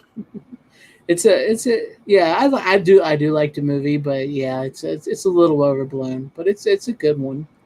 I'm not a huge Russell Crowe fan either. That's the other Neither thing. am I, but I think that's probably, honestly... I like Russell Crowe. I think that's probably my favorite Russell Crowe movie. Yeah. I would say so myself. I don't know if you've ever seen this movie. It stars Denzel Washington and Russell Crowe, called Virtuosity.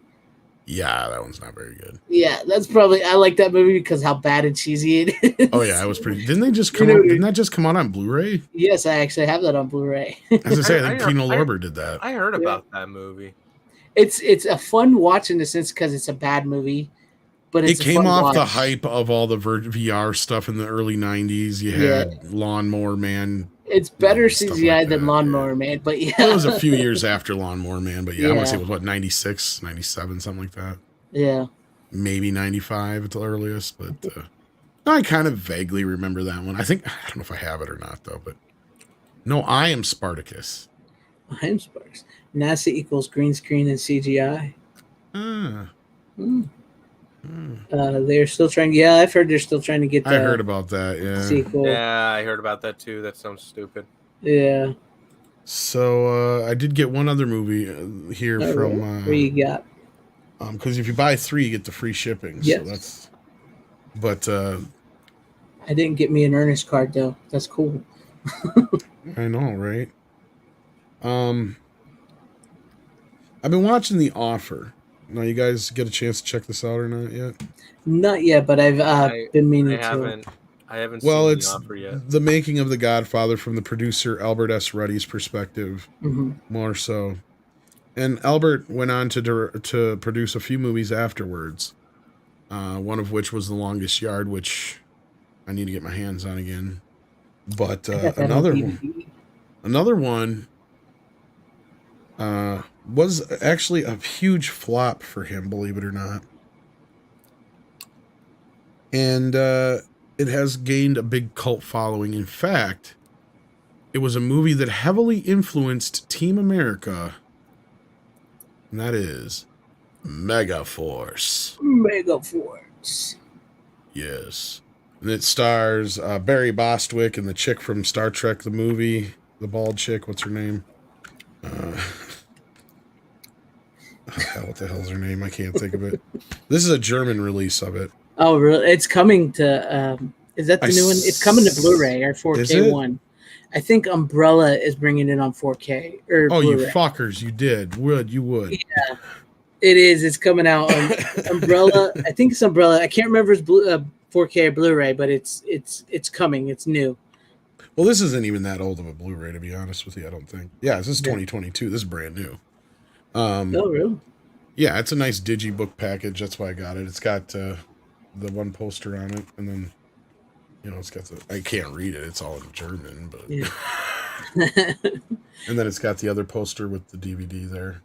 It's cool. So, and then the back, can't read it either, but basically what it's about is an elite team who basically has all these really cool motorcycles and tanks and all these other cool toys and gadgets.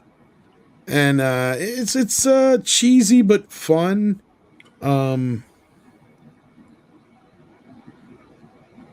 Balls. Okay, the story.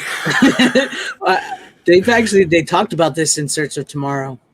Do they really? Yeah, okay. they interviewed him. So you kind of already know the basic of it, or yeah. Okay, so what it is there's this fake country, and this diplomat and the princess from this fake country come to get help from Megaforce, and Megaforce gets over there and they kick some ass, and then they find out that they're kind of being double crossed, and they're stuck in an area where they are not allowed to cross over the border. And so it's kind of just, that's the whole setup. It really has no real, the thing is they were kind of trying to set up a franchise with this is what it was. Yeah. Mm-hmm. Yeah. So somebody who said something about Megaforce in the chat there. What was that? Yeah. Deleted scene says I have a soft spot for Megaforce, but I was 9 when it came out. Yeah, it's fun. It's fun. I mean, it's cheesy, but fun. Yeah. It was actually designed by a toy company. The whole movie. They had a lot of plans with this movie. Like, it was supposed to be like this big franchise that it never became. Like, it's just funny because it predates things like Mask and even G.I. Joe's modern take, which it really does. You feel like you see that influence in the 80s from this movie, which is funny because how big of a flop this movie was. And it cost like $40 million to make, and I think it only made like $6 million. This was 1981 or 2, I think it was, or 80 something. It's actually part of the 40-year anniversary of 1982. I was going to say, I think it was 82, yeah.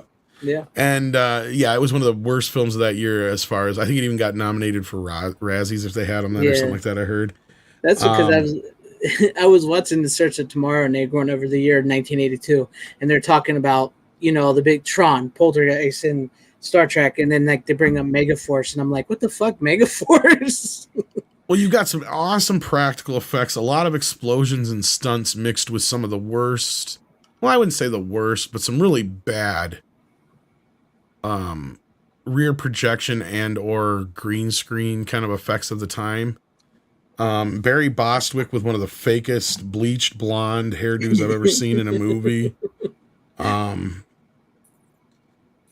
The trailer and the posters sell you a movie it really isn't. But a lot of people feel like this movie got buried by Mad Max, and you can see why. Yeah. Like, they have a very similar-ish kind of tone to them in a way. This takes place in a lot of a desert kind of area, too. Yeah. But where the budget went, as you can tell, it went into all the motorcycles and the cars and the dune buggies and the tank trucks and all that shit. Yep. Like, you can tell the physical, practical stuff is where all the money went. It's a fun little movie. Like, you can definitely see, like I said, the influence that it had on the 80s kind of stuff like G.I. Joe and Mask, and then moving forward to like Team America and all that kind of stuff. And it's really like a Thunderbirds, like a modern Americanized Thunderbirds, basically. Like, it's gung-ho America kind of ish. You got one of the kids from the Warriors is in it. He plays Dallas. Like, he's a good guy. He's pretty cool in it. That's cool. It's got a decent cast. It's got some fun characters.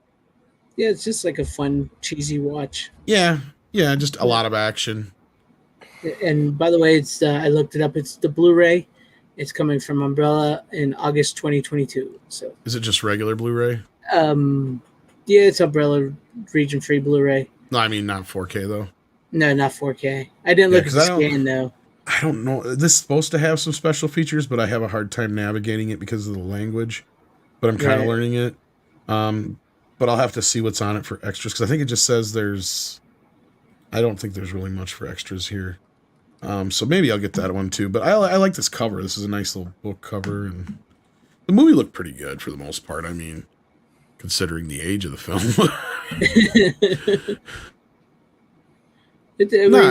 I've seen bits and pieces. I haven't seen it like all the way through, but yeah, it's a fun watch from what I remember seeing of it. Yeah, it's fun. It's definitely a cheesy 80s kind of film. It definitely wears the 80s all over it. I love the 80s. I mean, it even has the obligatory theme song at the end. I don't remember the words, but just like Megaforce, like that whole thing. Like it's just like, how is this movie not a huge fucking hit? I don't understand. Like you said, it got buried between Mad Max and yeah, basically, if you're thinking you might be interested in this, check out the trailer. But you sound like you already kind of have a good idea of what it is. Yeah, I've seen, but like I said, it's been a while since I've seen most of it all the way through. So it's been a while. But this is like, if you're wondering, this is the Umbrella version Blu-ray right there. Oh, see, and that's an import too, yeah. Yeah, that's an import. But yeah, I just wanted to, just in case you wanted to see that. The sequel was going to be called Deeds Not Words, by the way. That's why that's all over everything. So that's pretty cool. But yeah, I've seen it. I've most of it, parts of it, and like I watched about it. I think I need this movie. I would honestly, I have a clip from it from the In Search of Tomorrow where they interview Barry Bostwick and they talk about it, but I couldn't put it up on my channel because they copyrighted me. The last little bit plays the theme song from the movie you were talking about. Plays like 1 second of the theme song, and they won't let me play it. So I can't. Oh God, that's been getting so bad lately. I know. I'm like, for real, everything they've ever given me from there has never been copyrighted. I've never had any problems either. And then I put that up, and it's like 1 second of that Megaforce theme song, and it claimed. Wow. Ridiculous. But yeah, it was pretty interesting to hear his thoughts on it, like how his the whole beard and the hair thing was because of the producer's wife. She saw him in a play where he played the pirate of Panzan, maybe, and so she wanted him to look like that in Megaforce. So he had to keep the beard and the hair, and then they just dyed it, like you said, bleach blonde. Yeah, he at first it took me a minute. I'm like, is that Barry Bostwick? Because I didn't realize he was in the movie. I got it on the idea of short story long. Script Doctor brought it up because Albert S. Ruddy was one of the producers, and I'm like, really? And he's like, oh yeah, Megaforce is fucking amazing. Like, all right. And I looked up something or other on it, and it said it was the movie that inspired a lot of Team America along with Thunderbirds, and Trey and Matt had actually began an episode with the monologue that starts off Megaforce in one of their episodes. Like they stop in the middle and like, wait a minute, that's the beginning of Megaforce. So I'm like, all right, now I gotta see this thing, you know? I didn't realize he was in the fucking movie until all of a sudden I'm like, is that Barry Bostwick? No. Like it took me like at least 5 minutes, and I'm like searching through the book. I'm like just looking for his name. I'm like, well, maybe if I see his name here, because I'm like looking around, like, yep, there it is. I'm like, sure as shit, it's him. You know, and then the same thing with the chick too. I'm like, I think I know that's that chick. I'm pretty sure that's the chick from Star Trek. Yeah, the chick from Star Trek. And then you go in there, and it's one of the things they list. Yeah, she looks pretty good with hair. Yeah, so because she was always, I mean, for a bald lady, she was attractive. So yeah, because she's just going around. Corpulent. But yeah, I'll have to definitely watch it all the way through. But I've seen most of the movie, and yeah, you're not Team America, and that's not wrong at all. It's very it's just a bunch of blowing shit up and motorcycles and stuff. And the bad guy is kind of cool. The whole plot with him is he's not really a bad guy. It's kind of that's part of the plot is that Barry Bostwick knows this one guy who is like a mercenary or something like that for this one country's army. And they want to get him on the other side, and they have a pass together. So like he's going in to talk to him to try and negotiate with him. And so it's all kind of like a little, there's a story to it. I mean, it's there. It's really quick paced, and it's mostly about the action sequences. Right. Like that's really it is. There's tons and tons and tons of action sequences. And I think Hal Needham directed this, if I'm not mistaken. Oh yeah. Who, of course, you may recognize from Smokey and the Bandit fame, of course. Yeah, and he also just did that wrestling movie I brought up last time. What was that movie? Hal Needham directed it. Yep. Yeah. Is it kind of hit and miss on his career, huh? Yeah. I mean, between the Smokies, and I think he did the first couple Cannonball Run films, and I think he had a couple other ones that he did pretty well with. But then, I think he died though at like. He was pretty old when he started directing. That's the thing. He was an old stuntman. He was a stuntman before. Because the character, funnily enough, I don't know if Runner has any idea what we're talking about, but Hal Needham used to be Burt Reynolds' stuntman. And when he got too old, and when he got too old to be a stuntman, he started directing. And the characters in Once Upon a Time in Hollywood are loosely based on Burt Reynolds and Hal Needham. Mm-hmm. Yep. So I mean, they're kind of an amalgam of them and a couple other guys, but yeah, like that's kind of the kind of basis for the for the relationship of the relationship. Thank you. Yeah.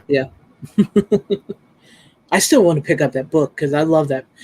I don't know what it is about that. I know we keep talking about it, but I really don't know what it is about that movie. It was on TV the other day, and I just I love it. It's my mind focused on it, and I couldn't get away from it. And it's so one of those movies, right? It's like just so damn good. It's like Jaws. It's like Goodfellas. It doesn't matter how Scarface. No matter how many fucking times Lord of the Rings you've seen it, you can come in the middle of the movie and you're entranced. You just can't stop watching it. Now you're just like, I got to finish this. I know. I was in the house and it was on, and it was at the scene where they're driving down the road and they're seeing the chicks, and Brad Pitt's like, waving at her, and Leo's on the other side. It's just funny. After they talk to Pacino, and they're going back to his house.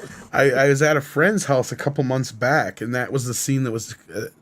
They had it on, like, I think it was Stars. I think we had the rights to it or whatever it was. Oh yeah. So they had it on the TV. And even cropped, right? I was like, I started saying something like, oh shit, this is all cropped off and shit.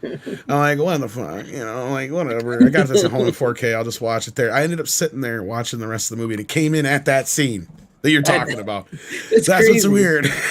I don't know. Yeah, it was just on that scene when I can't even remember what channel it was on. I sat there and I got to. I think it's Stars got it. I can't remember. But yeah. I got to where he fought Bruce Lee, and then I had to go. So. Of course, now it's been long enough. It might be on TBS or something like that. I don't know. Yeah, I'm not. Like I said, I'm not really sure what channel it was on. I'd be curious to see how they edited that one for television, because that's one thing. Here's one thing: if they ever do finally come out with a 4K of, Pulp Fiction, they have got to have the television version soundtrack. I don't care if they have the television cut on there. I just want the soundtrack because it is fucking hilarious.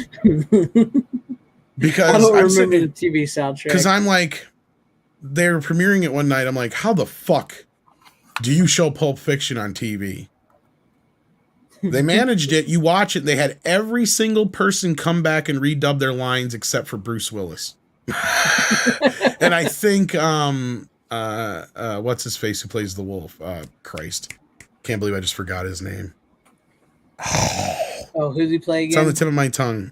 From Reservoir Dogs and all those movies. Is it Tim? No. The older guy. Harvey Keitel? Harvey Keitel. I don't think he came back either, but I think he only has like one time where he swears, where he's like, "Now, pretty fucking please," with sugar on top, like that scene. Like that's the only time I think he swears in it. But like you could tell it was really funny because you had Samuel Jackson. He's doing all the lines and everything. He's like, "You monkey Hubbard," or "You mother Hubbard." You this, like, it's all these really great like ones that they come up for to cover up the motherfuckers and the fuckers. And I'm like, I want that. They got to put that soundtrack on there because, like I said, even John Travolta I think came back and did his voice because it's like everybody but like Bruce Willis and Harvey Keitel are like the only two that didn't redub their voices. Even Tarantino and everybody. Now, and it's like, how else are they going to do this? Because it's not reshot. They just overdub the voices with their own voices. So it's like, because that's what's funny too, is like I was kind of pissed that the TV version of Beverly Hills Cop isn't on the Blu-ray or DVD, because that is made up of mostly alternate takes. Like 80% of that fucking TV version of that movie is alternate takes because they couldn't, get around Eddie swearing so much. So like you watch the TV version and it's a completely different take in the beginning when he comes in, he's like, so tell me what's going on, fellas. Shit, I've been waiting here for hours. Fucking talk to me. And in the other version, he's like, what's going on, guys? What's going on? I've been here forever. It's totally different energy. And it's like almost every shot is a completely different take of the movie because they couldn't get the F words out of there. Right. Even when you get to like the strip club scene, it even has the chicks with like they have tops on and stuff. Right. It's all completely reshot and everything. I mean, the dialogue is pretty much the same. It's just cleaned up. And Eddie doesn't always have the same energy. That's the downside. It's like you can tell this is like one of the latter takes, and he's already kind of spent himself. So like, like the super cop scene, you can really tell it in because like a lot of that's the original take until he gets to some of the swearing, but there's not much in that scene. So that scene's in there, but like the scene at the beginning and stuff like that, you can tell like it's a totally different energy than what he has in the regular cut. And then, like, if you ever wonder, why would I want the TV cut on a Blu-ray? I go and I get, Tom just explained why you would also want a TV cut on your Blu-ray or your 4K because of that type of stuff right there. Plus, they add scenes in to pad the time sometimes. Exactly. And in fact, when we get into what that will do is sometimes they'll add back and completely deleted out storylines. Mm-hmm. And we'll talk about that next week when we get to a movie, but I don't want to spoil that. But one I can think of offhand is the Police Academy 4. Like most of Sharon Stone's shit was on the cutting room floor, but it's in the TV version because they needed that extra 10 minutes because the movie was only 80 minutes or whatever. Yeah. That's crazy. Okay, I guess it'll go to me. I was going to bring a start. I might as well, since it kind of keeps in force with Megaforce there. But since it's also 40, but now it looks like I'm going to be buying it again on 4K. Star Trek II: The Wrath of Khan. Kirk. Wait, I can do this better. Hang on. Wait.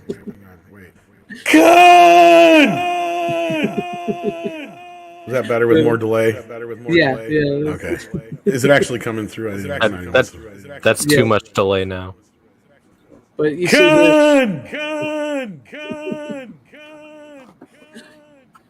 this was one of the. You see the yellow there? That was one of the. Where they had to fix it. That's a cool echo, actually. that was sad. I want to hurt you. I wish to go on hurting you. Like you left me, I will leave you buried. Alive.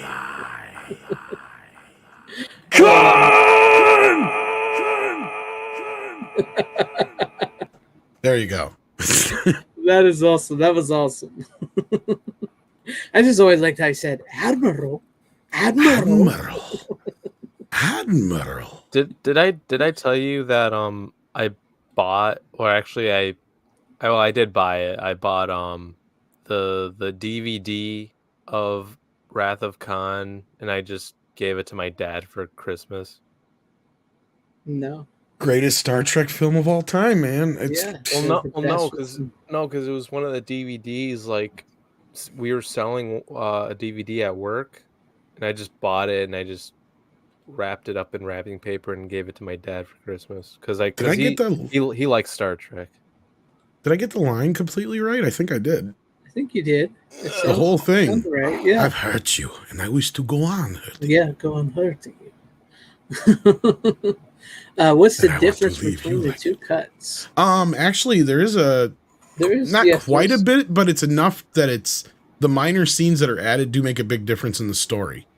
Because I don't want to give too much of it away, but for one scene, for instance, we find out that the one guy in engineering, the young kid that got killed, was actually Scotty's nephew.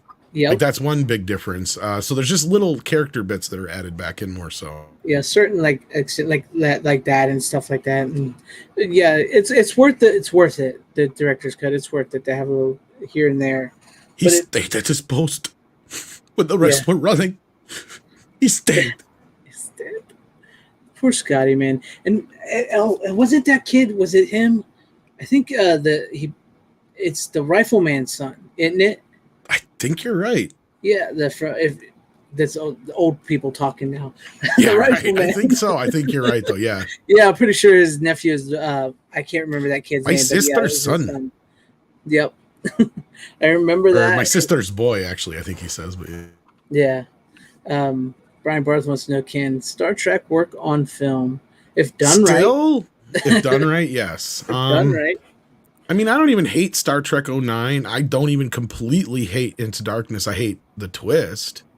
Yeah. But up until the twist, Star Trek Into Darkness makes sense. Because if you set up this world now in this alternate timeline where they've got to be more militaristic, it makes sense to want to get, a little bit more heavy duty firepower. And that's kind of what it's about. And there's some, stuff in there that kind of works, but the movie just falls flat on its face at the end. And then Star Trek Beyond is okay. It's Star Trek-y enough. Yeah. But as far as that goes, like they're kind of in the middle compared to like Discovery, which is on the far end of what not to do. Exactly. Okay. So I mean, you can get away with it, but yeah. Yeah. He was the kid from Witch Mountain. Which I knew it was somebody from that time. So yeah. Maybe the kid, what's his name, son was in a different sci-fi He wasn't movie, the same kid that was in The Burbs, was he? I don't think so. No. Okay. All right. No. I'm thinking of somebody else then. The guy that played the mute kid.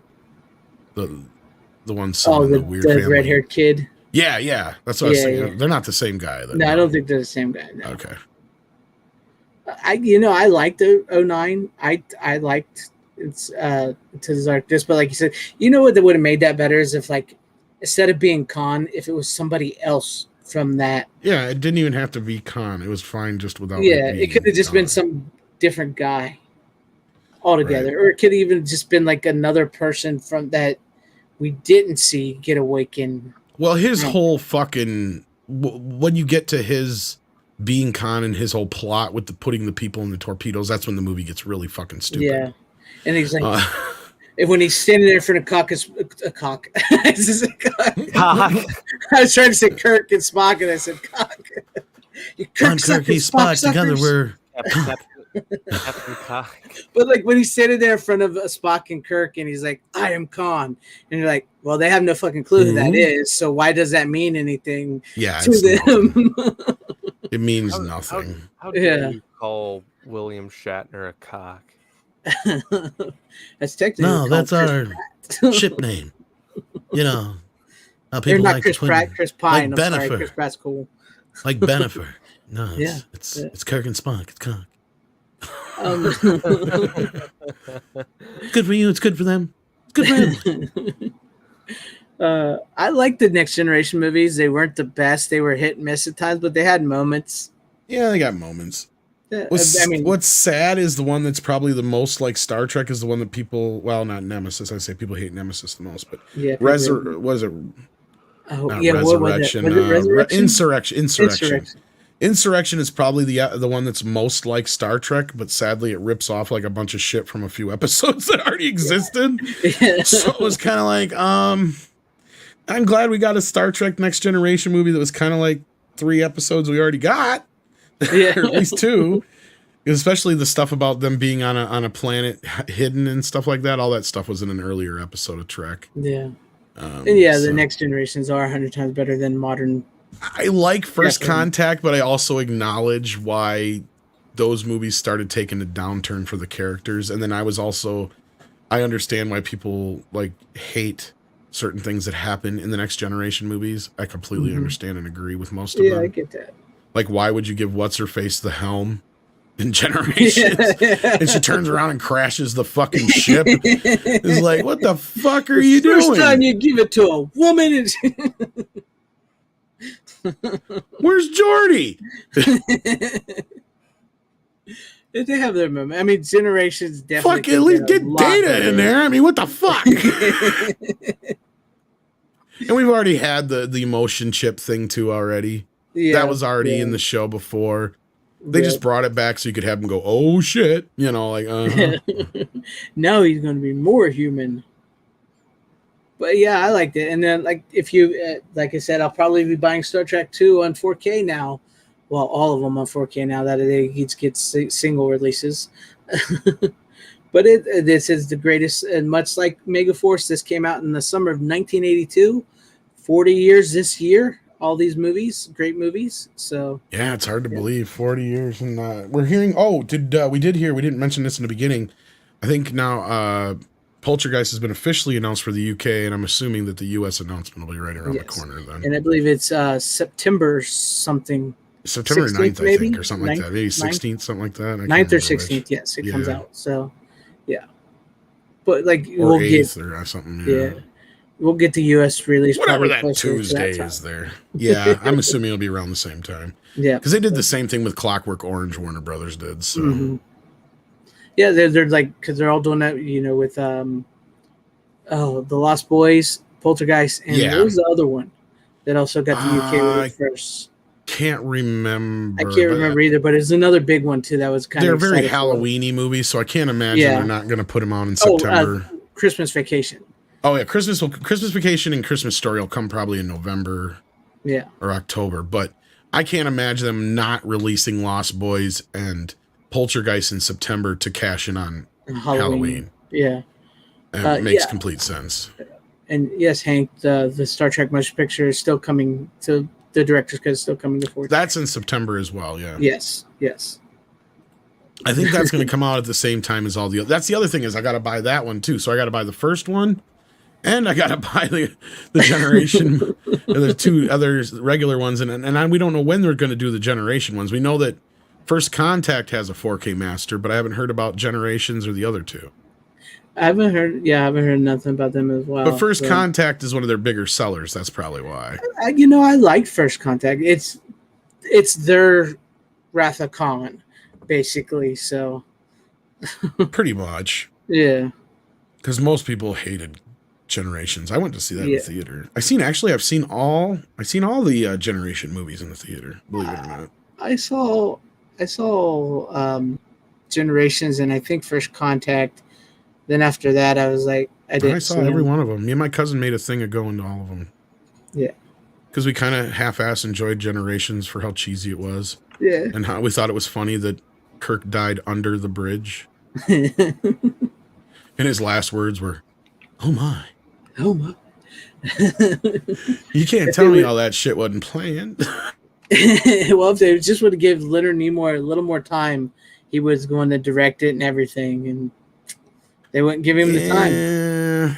I think it's better without Spock, to be honest with you. I think having Spock in there too would have taken a little bit away from the captains. I like letting them have a little adventure together. I like that aspect of it. It's a little cheesy, but it was fun to see the two of them together. I wish he just would have went out in a better way, but still. Well, here's what I always wondered about that, because they've always teased about him coming back. Like, wouldn't he still technically be in the Nexus at some point? Like, you would think. Like, because that's the thing is that Guinan says that the Nexus time doesn't exist. So there still should be a version of him in the Nexus. That's true. That never technically left, I guess. I mean, I'm maybe overthinking it. I could be wrong. Somebody who knows Star Trek better than me out there, please correct me. But well, I know I haven't read it, but I got the novel William. Man, I can't speak tonight. I got the novel William Shatner wrote that picks up where Generations left off, where he brings Captain Kirk back to life. Is that the one? I think I have that on book on tape. Is that the one that he wrote and he did the book on tape for? Yeah, I think have one that he did. I think it's like Star Trek Returns or Resurrection. I can't remember what it's called, but like I have it behind me somewhere. I have the. If I could see the cover, I'd tell you if that's the one I got. Give me a minute. It's right behind me. So, Runner or Tom, somebody hold it down while I grab it real quick. All right. Well, I'm out of movies, so I don't know. Runner, you said you had one left. Yeah, I have a 4-film collection. I didn't watch them all on 4K. I actually didn't watch either of them on 4K, but I've seen them before. No, not Care Bears. Does Care Bears even have a fucking 4K? I don't think they do. I don't know if they even have a third one, to be honest with you. I'm joking because I actually own Care Bears too, anyway. No shit. I like the first one. I don't like the second film. I'm like, shit, this isn't the one I thought it was. They don't have the first one on Blu-ray. But anyway, what do you got for us? I watched Care Bears when I was like 3, and I didn't care. I like the first film. I don't know. The first one had Mickey Rooney in it. That's why I liked it. Okay, so this one you might be happy about this one, Tom. You might be happy about this one, but luckily enough there was one more. There might have been only one at my Best Buy, and I Fuck was your lucky. Best Buy. This isn't a boutique store, asshole. Like, this is a studio. This is a Warner Brothers release, okay? It's a Warner Brothers release. It's a 4-film collection, and there was one I have more an left. idea now what it is. Go ahead and show us. All right, take a guess. Is it the Batman collection? Damn right. Let me blow you up real quick before I... How much did you pay for that? Because I know that was pricey for a while. Yeah, I don't know. My guess is like 50 to 60. I don't That's know. not bad. That's not bad at all. I paid like 80 for mine, I think it was. And I got the steelbooks. Oh, Jesus. Yeah, it's been expensive for a while. And even that version you have in your hands was like up in that range. And I'm like, Oh, that's Jesus. like, let me look at my... They're like $20 a piece too. Yeah. Actually, let me look at my Best Buy to see how much I actually... Because it tracks my purchases and stuff. Yep, I'm pretty sure that's the one I got on. I got the book on tape. The like physical cassette. I've had this novel forever, and I just have never and read Shat does the narration. I'm sure it's on YouTube, so like whatever. I just got it more for sentimental things, but I mean, I do have a tape deck to play it on. But there you go. But go ahead, Runner. So yeah. Oh, fucking, where is it? Damn it! Trying to find. Now the movies look great, but there's a lot of debate on the soundtracks, of course, because they don't have the original stereo soundtracks on there, and they replaced some of the sound effects on at least the first film. I know for sure. I don't know about the sequels, but oh shit! I got it for $45. Damn, you got a hell of a deal. Yeah, you got a hell of a deal then. Hell of a deal. Yeah. You basically bought the first. Yeah, you basically bought the. You basically bought the first 3 and got the 4th one for free. Yeah, that's the way I look at it. Not even, because that's actually the price of 2 of them. They're like I said, they're $20 a pop. I was gonna say you're right. I do get the shitty. You should check and see if that deal is still on, Greg, because that's a hell of a deal. Yeah, for I those. might do that. That is. I mean, the steel books are nice, but for that price, if I didn't have them, I wouldn't pass that up. Yeah, $45 for all of them like that. I would still like to get all the Supermans on 4K too, but I'll be honest with you. I think Batman Forever was like the most recent out of these 4 that I've watched recently, and I don't dislike it as much as I did back then. I can't say I never hated it. I remember Batman Returns is actually one of my favorite Batman movies. I do. Oh, it's back up to $80 again. Sorry, you missed it. Damn it! No, Batman. Was it Batman Returns? I haven't seen in a while. I'd like to see how well it holds up for me. I do like Batman Returns. I just wonder how it holds up. I do remember seeing recently. I did see Batman '89. I like it. Just the pussy I've been looking for. But Batman Forever is the probably the most recent one I watched. I enjoy a lot of it. I really want the Schumacher cut to come out for that, because I'd be for really Forever. Yeah, they got all the. They got. Does that have the Blu-rays with them in it, or just the DVDs or 4Ks? 4Ks. No, it comes with Blu-ray. Okay, so then the special features should be on there. They actually have a bunch of the deleted scenes for Batman Forever on there. Now see. That's actually a hell of a deal, because mine only came with the 4K discs. I didn't. Oh shit! I had to keep my Blu-rays. Yeah, I had to keep my Blu-rays. I'm like, shit. Runner's just like, I got all the Batman on 4K. That's a hell of a fucking deal, dude. 45. Oh, you got a hell of a fucking deal on that, because that's $80 now again, and I see they're 25, not $20 on individual discs. That's crazy. No, and I hate the covers. What covers do they have though on those? The covers? Oh, they're the same fucking covers. Oh yeah, I hate that art, but yeah. Yeah, it's pretty. But that's the same art as that they have on the $25 versions. Like, who would want to pay $25 each? The best you get is like this little like shadow signal thing. But this is the George Clooney Batman, which fucking It's sucks. still worth it for that price, man. That's that's a bummer for Greg if you didn't get it for that price. Man. Yeah, I did. No, like I think this was around when the Batman came out. Not trying to make Tom mad or anything. No. That movie. I don't care. I already got it. So. No. Oh, okay. I was saying for Greg, that's a hell of a deal to get all four. Of those but when like the Batman came out, like on video on 4K, like they had a Batman stand. Oh, they had a sale, yeah. Yeah, they had a sale, and like they even had some Batman versus Superman Ultimate Edition on 4K. They had the Dark Knight trilogy on 4K, and then this was on there. This is the only one. This was the only one there, and it was $45. You got freaking I'm not happy lucky. about how much I paid for it, but I'm also glad I did because I think that's way out of, like, you can't get it anymore. So I don't know what they're going for on eBay, but yeah. What I got is I got the set with besides my big, Superman collection I showed on here before that came out just DVDs, but I got it's all the Batman movies and all the Superman movies in one set. Oh, I've seen that before. I think at a Target. Yeah, on Blu-ray. Does that have the bonus discs though, or is that just the it doesn't have? Actually, I think it might have a few bonus discs. Does it have the second disc for Superman Returns, and does it have the documentary that Bryan Singer produced? No, but I have that in the big set. The DVD set. Yeah, I have it in the DVD set. Yeah, but I think it's just basically the movies. Yeah, the movies with the special features on the first disc. Yeah, I think most I got Superman 2s and Superman. I think there's two versions of Superman 1, and it's all the just single disc Batman movies. I did a little calculation to see like how much I got for each of these. I basically got this for $15. Yep. I got this for $15. This is Batman Returns. I got this for $15, and I got this shitty movie for free. That's what I said. You buy three, get one free. Said. Yeah. No, because I was like, fuck your Best Buy, man. Okay, but at least this is a studio release.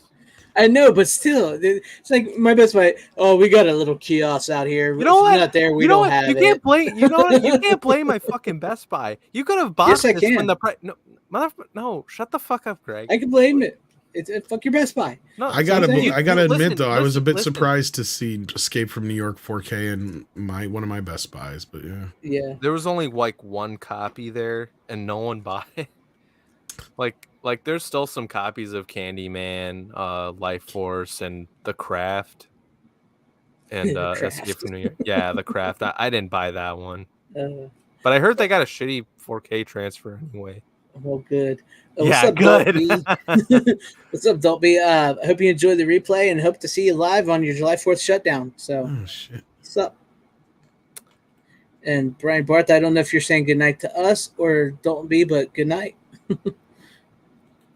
But is that everything? What was I gonna say? I thought I was gonna say something else. Like I can probably. Oh, Greg. No, Greg, I can see why you'd hate my Best Buy because of the boutique stuff, but you could have ordered this online on the Best Buy website. But I don't really. The thing is, if I don't get a store, I don't really go to Best Buy much anymore. Well, here's online either. My point is that it's your fucking fault, not mine, not my Best Buy. It ain't Best Buy's fault. It's your fault. To be honest, the only time I really go on Best Buy is if there's like a steelbook that they have coming that I want to get because those sons of bitches still sell out. Well, that's where I get a lot of my newer movies from because you can't depend on Amazon anymore to get anything when they're supposed to. When I get my next paycheck, I at least want to get the Universal Soldiers steelbook because that came out yesterday. Yeah, I didn't like the cover art on that. The art didn't look too good. I already got the old one. Well, the part, like the way Van Damme looked on it didn't look great, but Dolph Lundgren looked pretty spot on. I didn't like the cover art. I don't care. It's a steelbook. And plus the original like 4K cover or whatever is not even there. It's just the steelbook, so I'm gonna get the steelbook anyway. But and I got the Raiders of the Lost Ark steelbook. Looks fucking awesome. Yeah, I saw that you posted that in the group chat. Yeah, I paid $94 for my Batman. $94, huh? $94.94 for the steelbook. Yeah. Well, I got not you this. all beat. I got all four Well, that was of with the tax. Avengers movies steelbook, that 4K set, signed by Anthony Russo for free. So For free? yeah, Oh yeah, you told us this story yeah. actually. I brought you it on did. here before, but yeah, I got I, that. I That's still brought pretty I, cool. Yeah. I brought the one I got the Avengers Endgame steelbook, like the original one, and it was signed by Joe Russo. And I actually met him. So yeah, mine only came with the 4 discs, so it didn't have any of the special features. So I have to keep my old Blu-rays because of the special features. You know what's funny is when I looked at this online, it if you can blow me up, Greg, I can like explain it better. All right, hold on. This light is like blurring me out. So you know how it says 4K and Blu-ray? In the website, it doesn't have digital on there, but when I went to the store, it said it had digital. So yeah, mine had the digital codes too, but yeah. But yeah, mine was lucky enough. But to those have actually are Blu-rays. chock full of special features. Some of the best special editions I've ever seen. They've got documentaries. I they've looked got at the classic making of. They've got some deleted scenes for the 3rd film. Yeah, I looked at I looked at like the special features part in the back for That Batman that 89. Batman and Robin is actually where you get the famous apology from Joel Schumacher for the movie, if I remember correctly. No shit. He's like, I'm sorry. He's like, yeah, I'm sorry if you didn't like the movie. I tried, but we rushed it, and I admit we went a bit too far in some places, and yeah, like he apologizes for it. So he's like, he feels bad he let the fans down. Yeah. Weren't we supposed to get Nicolas Cage's Scarecrow? That would have been awesome. I think he talks about that in there too, about how he had a plan for the next film already, and Batman Triumph. Yeah, but he was also supposed to get Harley Quinn as the Joker's daughter. So I fucking hate. I'm sorry. That's just wrong.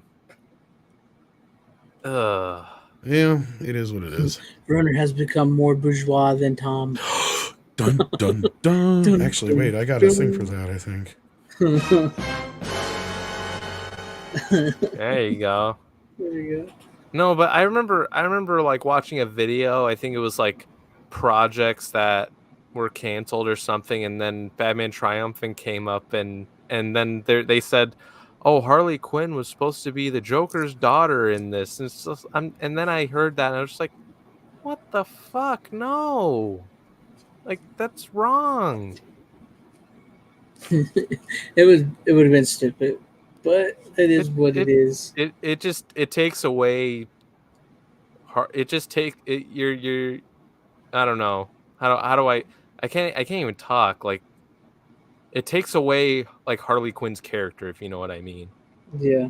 Well, get ready for the musical numbers. So. Well, that'll at least be better than what Batman Triumphant would have been.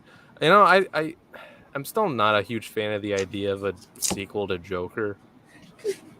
Yeah, it's one movie that actually didn't need a sequel.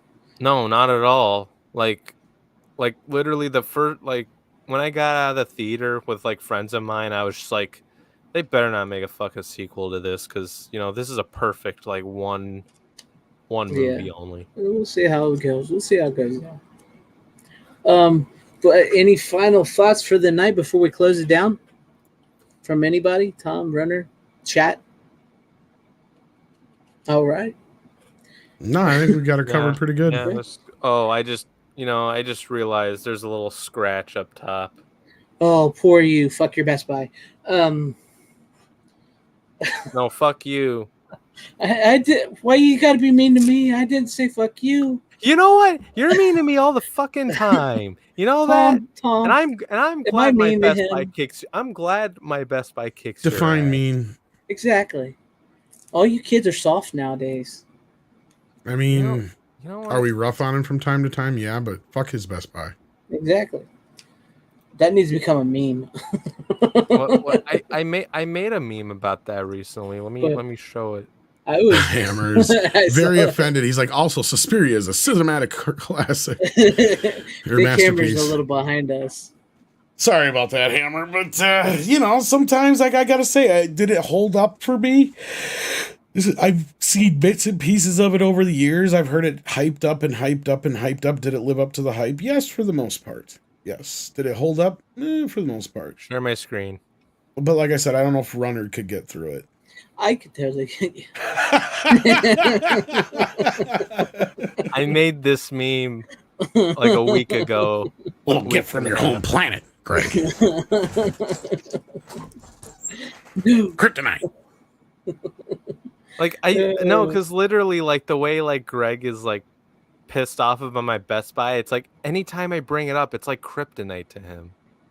It's not kryptonite. It's just fuck your Best Buy. Yeah, and that's your fucking kryptonite because you can't stop complaining about it. I don't complain about it. It's your weakness. It's your weakness that I get all the most of the boutique stuff at my Best Buy, and I can buy it right away when it releases. You guys, I tell you. Whatever. Right, I think we're tapped out. Yeah, we're done. But so thank you guys for coming on. Yeah.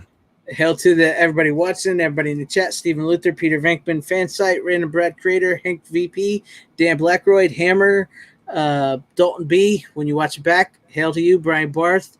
I think that's everybody. Oh, Walloweem and Deleted Scenes. If I missed you, Aberration. If I missed you, I apologize. Hope you enjoyed the show. And come on, where you at? I did hit the brand thing. What I do?